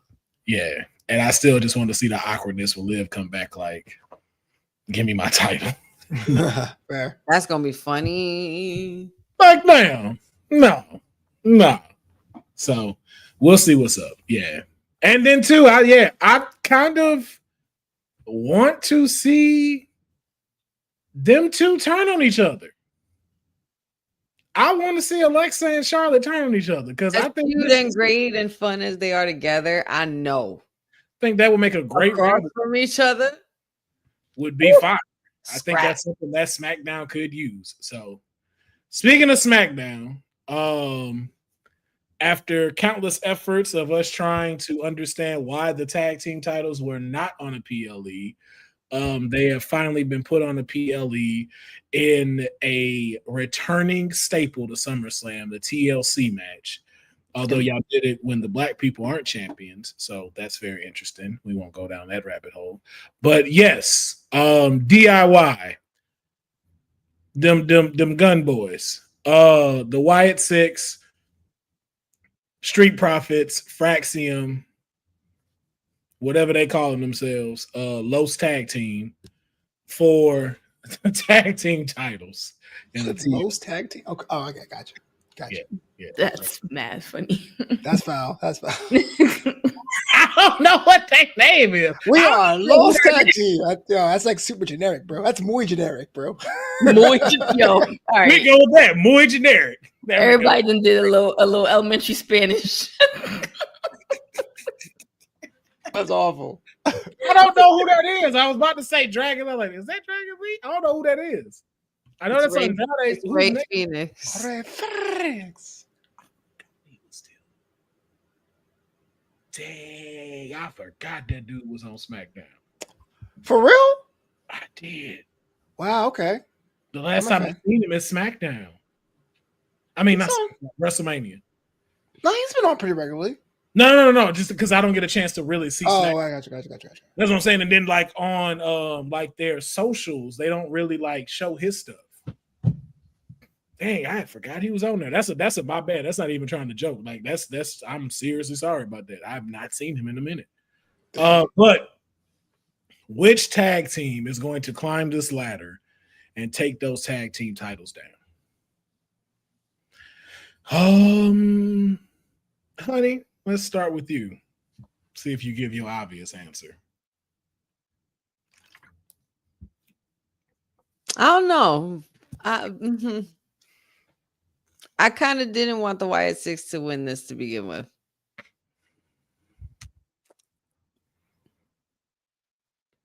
But they're the defending champs. I feel like it was a moment. I feel like that was like a moment for them. I guess I'm not sure why they gave it to him. I do know why. I do believe I see the not, how do you say it? The full circle, if you will, excuse the pun, in regards to the Wyatt Six, as far as them debuting at a PLE in SummerSlam, which is really cool for them, being that The Fiend debuted at SummerSlam, years back, facing Finn Balor. So I could see the parallels there. But in this regard, and for shits and giggles, discovering all the generic things I just heard, I'm gonna go with out of left field, and I'm gonna choose Ray Phoenix and Andrade just cause I feel like they got something to offer, and they both need it. All right, Deonne. It's kind of hard to go up against the Wyatts when they've been booked and presented like they've been booked and presented. Street Profits, again, should never probably lost them. They should be coming in as champions for this one. But I feel like Honey's going left field, so I might go left field. There's a chance. Nah, I take that back. They're just in there for bumps. Fraxium's just in there for bumps, man. Yo! Why was that going to be my choice? I was the damn sure going to say Fraxium. I like watch Fraxium goes to shock everybody. They just in there for bumps, man. Like, they're the youngest. They can take they're in there for bumps. It's going to be hard for me not to believe the Wyatts will walk out with this one. So I'm going to pick the Wyatts because, I mean, you don't give it to them, present them the way they presented, book them the way they've been booked, and lose this. So, yeah. Heart may be with Fraxium. Logical answer is the Wyatts. Nice to see that you're being logical, Deonne. You picked a team who didn't have a chance. He had to mute himself because he was I'm sorry, Lord. what? Oh, Lord.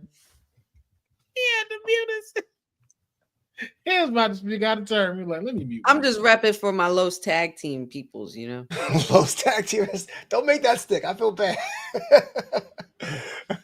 I will always stand by my Wyatt Six. You clearly see that. That's not a problem. But that Los Tag Team. In this case, I'll just pick some for shits and giggles so I don't look too predictable. All right. Flobo. I'm saying White 6. The point of this match, besides Aldis being like, yo, here, fans, damn, is that you're going to reshuffle the deck. So I think out of this match, you're going to have White 6 against the most of the machine guns, which wouldn't have happened normally. Maybe put Andrade with the Street Profits, but I do think that White 6 retain. Sydney. I want Street Profits to win. I want them to get their belts back. I really do. I think that they lost it in a very crazy way. But crazy enough, I was going to also say the Los Tag Team. I think that they have a lot to offer. I think that they can take the championships far. I just don't like them on the YS6. I don't know. It's not my preference. Just because everybody's calling them Los Tag Team, I'm going with Los Tag Team. Just because everybody's saying it. I didn't think it'd catch on like that. And I'm so proud. Thank y'all. I'm glad I had y'all on this show today. Yeah. Los Tag Team. That's who I'm going with. Yeah. Flobo, all right. Okay. All right. It's Andrade or Phoenix, but okay. I believe they said something along the lines of on SmackDown, Somos Dinero. That's what I thought I heard. Oh, they did say that, yeah. But I don't know. I could be wrong. Yeah, that's Los Tag Team in English. That's what that is. So, dinero is money in Spanish. Gotcha. But all right, let's lead into our big one, so we go ahead and get out of here. Tag team match. Tribal Chief, main event, Jey Uso taking on the Bronze with the Oracle there. Who's walking out? Is it gonna be? Are we yeeting at SummerSlam, or is it soon? Damn, I was gonna say something fucked up. I'm sorry. Let me not say that. Or will it be tsunamis and spears? Ones and yeets. Tsunamis and spears, man. I'm going tsunamis and spears. Tsunamis and spears. Nah, Roman got to get back. He took his shoes, bro. You Like, best yeah, believe man, he needs for to real. get that get back. There's no Yes, way these little puppies gonna run around here. He'll come out the Pumas next week. They know Come on. anything about being a big dog. Okay. Come out the Reeboks next week. He finna wear the Dior's. Like, I take these. Like, you need to give them the redemption beatdown that you gave Baron Corbin, bro. Like, you need to lay it on him and wipe him out throughout the whole damn stadium. Again, I don't think he don't get. Wait for you. Again, I don't think he don't get that. But I do see a tsunami or a spear hitting Jay and Jay eating that pin between either one of those. Yep, that's what it's gonna be. Them rings getting knocked out. Nice Sonic rings. And I think a tsunami is going to knock all of them out of Jey Uso, and they're gonna pick up that victory. That'd be huge for them, man. That'd be huge with Seth out, and they sort of need the momentum to keep going. Yeah, and it doesn't hurt. It doesn't hurt J.R. Roman, but I understand the exciting appeal if they win. Mm-hmm. But is it worth it? Why did Roman come back from vacation? What was the point? To put them over. No. Well, really, he's supposed to come back for Seth. He came back for Seth. That's true. I keep forgetting that man got hurt. Yeah. Everybody. That's also why Becky needs to lose the championship. She can go home and take care of her man. You know, it's just damn. Becky, first of all, Becky is the man. Okay, then take care of her husband. I don't know what you want me to say. I'm like, what that mean? He's good. He's I was like, what was that response? She's the man. No one said she wasn't. What is that? Seth is resting up because he's about to cash. Seth's resting up because he's about to cash in. That's why. Yeah, but her statement still stood. That wasn't the right response to that. No, she the man. Okay. I know. Hey. No one didn't say she was. My bad, big dog. She just threw that out. I was just reacting because she said stay home with her man. I'm like, wait, no, Becky is the man though. That's why I said that. Sorry to get off topic. Rihanna winning. Deonne, your solution. Deonne needs to go to sleep, yo. Oh, I thought. Sorry. I thought I get tsunamis and spears, man. I was taking. Yeah. It was said, yeah, man. We almost out of here. We only got 2 more matches. We out of here. Only. That's it. The two big ones we know we worried about. Triple threat match. Io Sky, Rhea Ripley challenge for the World Heavyweight Championship against the one that they say that you got to proceed with caution with, Naomi. And another triple threat match. Who's winning? She better retain. I'm taking Naomi. We really have to say it. Like, yeah. This is our pick since Money in the Bank. We've known it. So, and this is what we're. Well, actually, I'm kidding. Yeah, I got He's like, if you look at the scope of what's happening in between. So I guess we all across the board is Naomi. Oh, for sure. Fuck that. I'm being different. Io Sky. Let's go.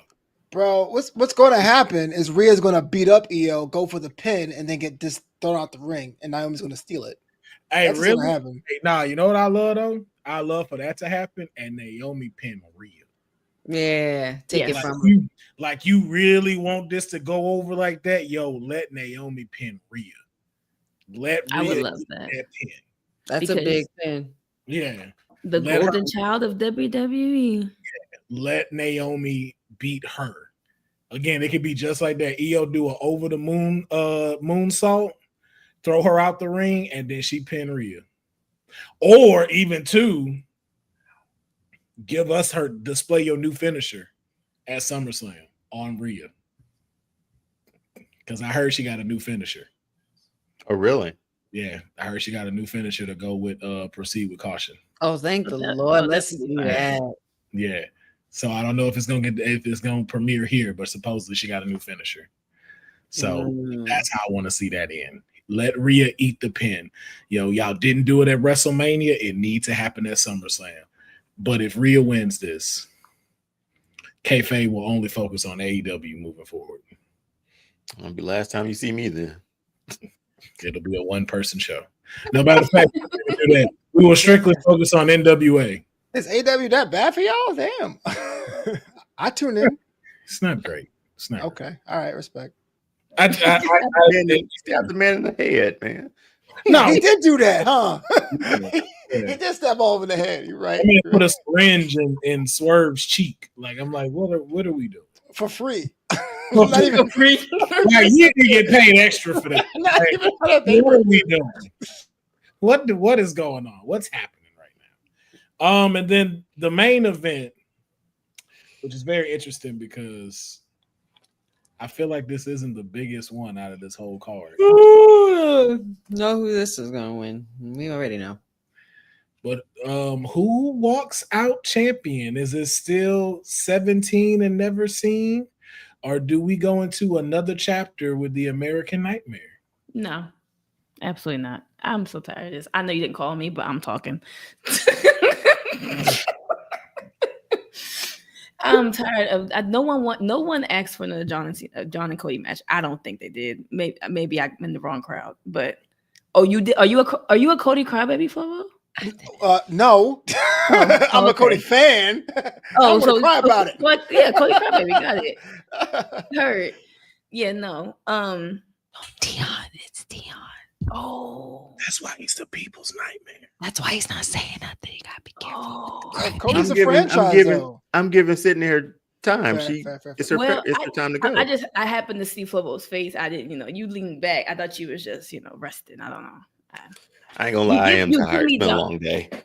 I'm like, you give me John Cena vibes though. I don't know. So that's kind of shocking to me. Nonetheless, like I was saying, no one wanted this, but I do think that this is going to be the match that that helps forward this Cody heel turn that they keep talking about. That ain't happening. See, I knew I was gonna shake your head on that. I knew it. But see, no, because it needs to happen. If he keeps being a nice guy, he keeps losing, then what is the point of him being a nice guy? He's continuously the nice guy. Nice guy. He keeps losing. He's a babyface. I don't think it was very babyface of him to force somebody's signature on a contract. That part. Or legal. It was also very illegal. That is not how that It's works. wrestling, but- man. Come on. Come on, man. It should be a docu-sign too, but it's not. Let it go. It's not not illegal. That wasn't even John's signature. We know what John's signature looked like because he signed. It's on every shirt. Why is Cody not in cuffs like Solo was? I'm saying Didn't that's Vince the whole sign like crime. Austin's- didn't Vince sign like Austin's contract in his own blood? Yeah. So, come on, man. It's wrestling. Come on. Yeah. Okay. Completely legal. There was a notary. There was a notary I in mean, that it was crowd. I'm sure of it. It was a notary in there. But it still doesn't change Whoa, the fact that it wasn't very where? baby face of him. I'm sure 12,000 people in the arena. There has to be at least one notary. Are y'all gonna be heartbroken when he goes heel? Is that what it is? Who? Not y'all, them. The Cody It doesn't ones. make sense for him to be here. It does Oh, not it now. does. I don't see it either. I don't saying, who? see the reasoning of it to be that now. I'm gonna be happy as hell, girl. I don't care neither way, but I don't see the benefit of him turning heel. I don't see the benefit of him staying a face. He keeps Merch, losing. He keeps money getting and his- merch. Man, He's a they face. gonna keep He's selling the the face. money. No, you need a face. Face of the company, dog. He's what John Cena used to be, essentially. He's that type of baby face. Not to me. I don't buy no Cody merch. I Well- think his merch sucks. Personally, he needs a new merch person making his merch. With all due respect, Cody isn't for us anymore. He's for the people 7, 8, 9, 10, 15. Like What I like Cena him. was. What I Cena appreciate was. Yeah, but yeah, we're not gonna buy his merch because he looks cheesy to us. But for a kid, that's Superman. Mm-hmm. Man, Listen, I've seen some grown ass men wear Cody. I was about to say. I mean, somebody that's extra money. That's Grown ass bonus man. men money. wearing Cody. That's bonus Cody money. But he's a not lot paying of for him. people wearing his jacket at Comic-Con. Straight I up mean- buying, like spending get that thousands of tracksuit. dollars on the legit. That shit makes noise when it walks by. It looks heavy. might get- it makes noise. 80 degrees going, whoa, stanking all in that whole Oh. outfit. Let's not talk about the sting. Like, put your armpits down. Cody didn't tell you wear that without deodorant, but they had it on. Cody would never. Councilman heel turn. Regardless, I can't wait to get to Flobo and Deonne. That shit was funny. She goes, I know you didn't call me, but I said, Right, I don't get comment, but I'm talking. I'm like, I loved it. Let me pull the mic closer. Like, no. I was like, hey, she came out like Paul Heyman just now. She's like, I'm ready. She's like, Ladies and gentlemen. Sydney ladies and gentlemen. I'm the like, graphic came on and Sydney said, all right, let's wrap it up. I got this one. I just like at the end of the day, let's just be honest. I mean, even with the Cody fans in the chat, in the room, there's no way y'all really think John finna lose his belt right now to Cody. Right? Come on, Can we agree to that? Come on, Can we agree on that one? It's left to right, Deonne. Left to right. Don't shake your head, Deonne. She wouldn't say Logan Paul, so you don't you conform. Don't you It's conform. tough, but it's Talking to tough because Deonne. Cena still has a few more dates to round out the year, right? I think it's like 9. I think it's like 9. But we just went through this whole saga of Cody getting back to this point. For him to just lose again is interesting. Well, come on. It was still He won more King of a- the Ring, which was also not necessary. Sorry, I'm sorry. You Well, like it gave was- me my time, so let me shut up. I'm gonna mute Okay, myself. I reclaim my time. See Span Kayfabe. I love it. Two But no, force. it's just tough to see Cena losing this, and we're not done with his run yet. But we just went through whole King of the Ring to get Cody back to this point. And I mean, we're in July or be in August for this. I don't know. It's tough because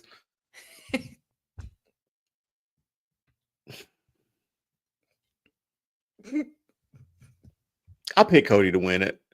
Just because he got 9 dates left. You said No, it. He had Is that 9 dates why left. you're picking Cody? No shit. No, he has 9. He I has have 9 not dates heard left. him not pick Cody for like a non-biased reason. Hear me out. Mm-hmm. With 9 dates left, all pretty much PLEs, pretty much half of those probably more than half are PLEs, probably appearances. I don't know. You get it off of him now. Damn, I don't know. I'll pick Cody. I'll just pick it and see what happens. Just because we're Sound still got a real- lot of sound still got restrictive. time You're to see what else happened. Yeah, because I want to see I want to see a definitive end to like John Cena's like career, and we will. But I thought that would always end with the title, with him being in his last match against Cody at the end of the year, not in August. How you gonna drag that out? Also, too, what make you think Cody's worth him finishing off John? Well, that's an interesting point too. Yeah. So what do you do now? So what's John Cena's purpose after? Like, say he loses this. What's his purpose after if he's just going to destroy wrestling? He's got to come up with another way to do it. But that's the thing. Like, why would With you 9 dates? But again, why would you end that just to give it to Cody? Like, again, I'm not going against Cody with the, like, you know, like how we always talk shit about it, but it's like, realistically, what are we selling if you give him this belt back?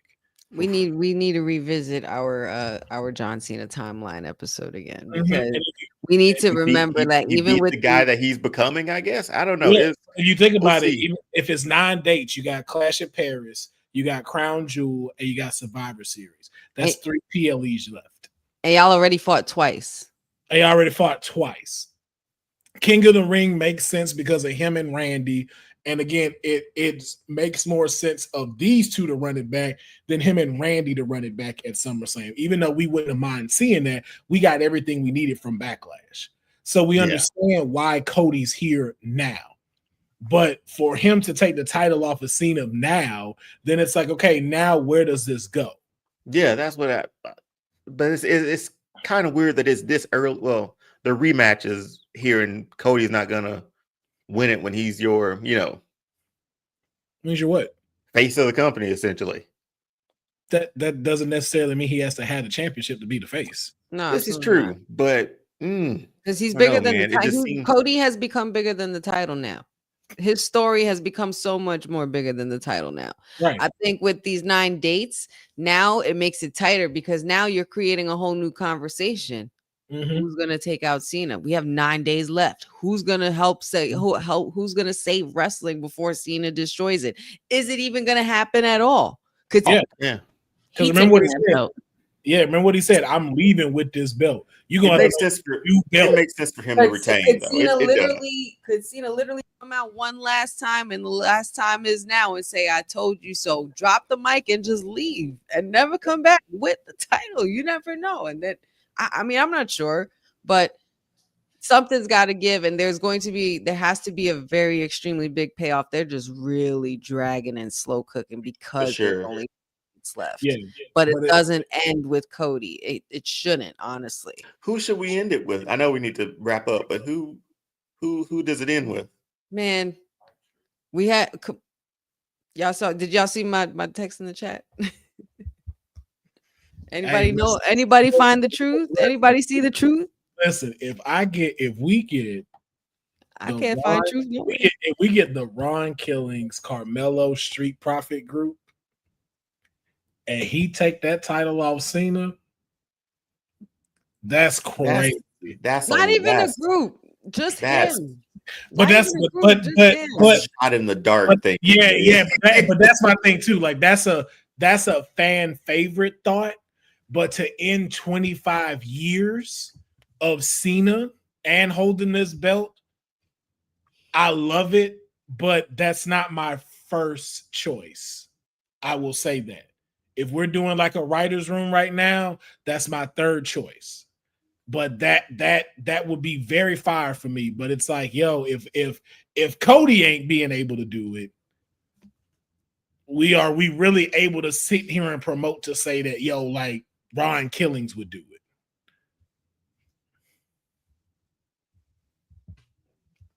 I mean, either way, Cena's keeping this title, so. There's only one person I think. There's only one person that I think does it.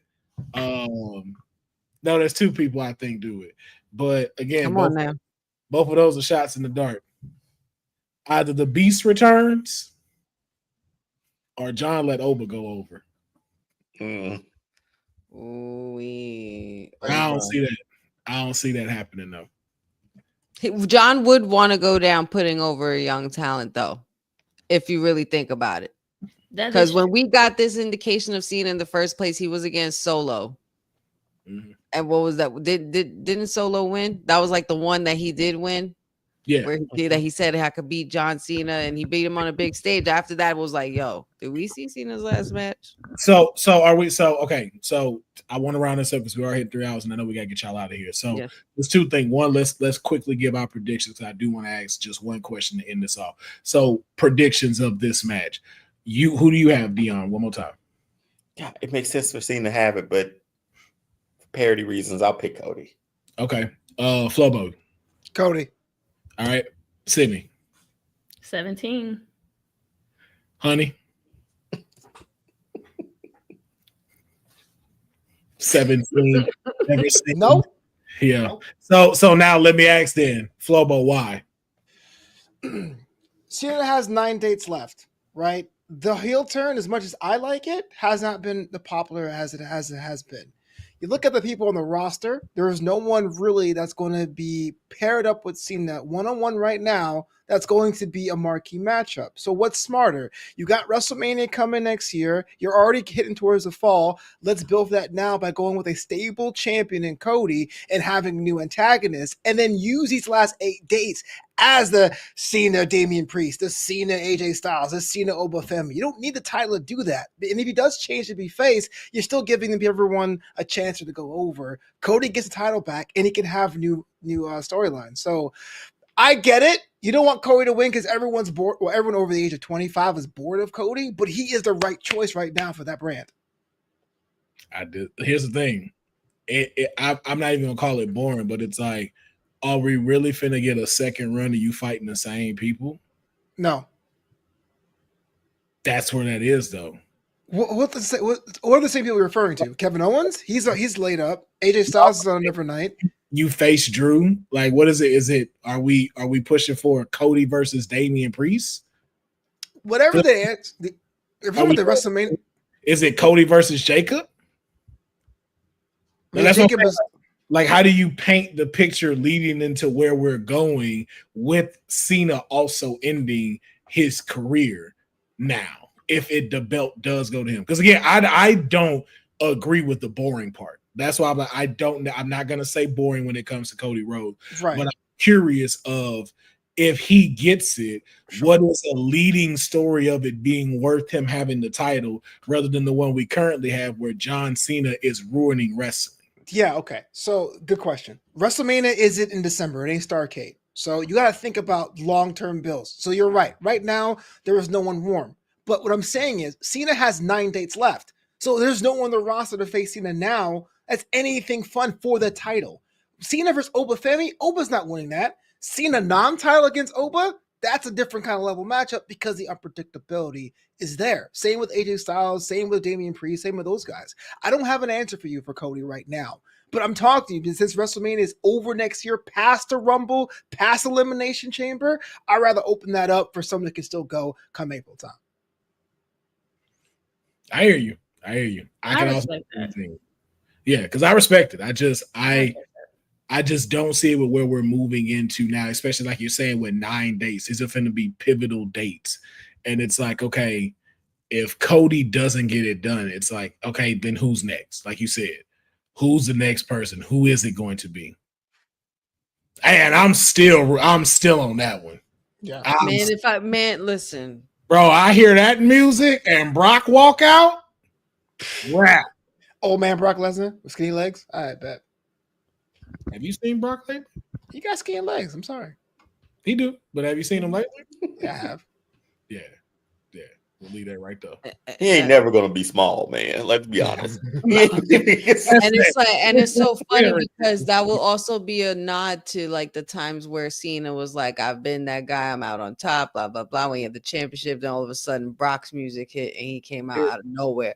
Everybody lost their damn mind. And it is SummerSlam season. It is something that was his staple for a while, and he's probably one of the only few left in regards to being on a big name of on that stature of like a Cena, a Cody level, to where he can literally absolutely obliterate Cena and be like heel turn where. Yeah, but you know what? I'm finna say it. He can end the show and piss all y'all off. You know who ends this? He fulfills it? Logan Paul is going to beat John Cena. Bye, bro. Ladies and gentlemen, thank you so much. This was the Kayfabe Podcast. So happy to be I'm here. wrestling with Honey. He's gonna lay down for Logan I'll Paul. see y'all there. John Cena. He's gonna lay. I want you to really think about this. He's gonna How lay I down don't want to think about that. Ruin wrestling. to ruin wrestling. How do you ruin wrestling? I'm He hinted at that months ago. Exactly. And if you That's think a- about That's a everything good y'all finish. I like it. just said, That's a good idea. I like if it. you think about everything y'all just said, the one person he ain't faced is Logan Paul. For Finger the book title. of doom. That's what we do. They're on his last day. That didn't work the last time, man. Why would you? That's not funny. Hey, That's hey, not funny. I'm just saying, if you can't get Brock to come back, and you're looking at realistic people, because just like Flobo just said, I would love the Ober route, but like he just said, if it was without the title, makes more sense. Even the stuff with AJ makes more sense. If we're talking about taking this belt off of him and it ain't Cody, who is the other one that really got that star power enough to piss everybody off, and for John Cena to go, enjoy the rest of wrestling, bitches. I mean, you just rephrased it, but I still disagree. That's a terrible idea. It has to be somebody who's gonna save wrestling, though. It has to be Why though? Why though? Think about it. Why does it have to be saved? Why not? Because again, Thanos won. Thanos won in Infinity Wars. Endgame, they had to cheat to beat him. Stop it. Always remember that. They cheated to beat Thanos. Thanos won. It's time to go. Dun, dun, dun. If you're talking about if you're talking about cheating, that's not the style of like a Brock Lesnar or anybody else against. I'm saying I don't think we'll get Brock back. Like, that's the thing. I don't think Brock is someone that comes to save the day, nor is that, like, as much as I said that in my timeline, I don't see that as that's the end thing that you cap off with now with where we're moving. So I would say if Cody doesn't get it, that's your last viable source of who beats him. And then who better to turn Logan babyface than John Cena? You keep repeating this. It's not changing our minds. No, I changed them. That's why he keeps saying this and it's when you pissing said me it, the I hell like it. off. It's because making me mad. you can see it in some ways. I don't want to. Mm-mm. All I know is like this. it. All I know is but this. I also Listen. like to think logically, and I get it. I think long term. I know the bit, like I get it. Pat, you even says it to me today, and I'm just like, I don't want to like this. I don't want to do it. Don't make me And do this. this. And if you do that final date come, and if they have it, I'm gonna invite everybody back. man, I'd rather you take the belt off Dom and put him in this freaking picture, bro. Ooh, now listen, now you got Give him Dom. Give me Dom, world gotta get out of champion.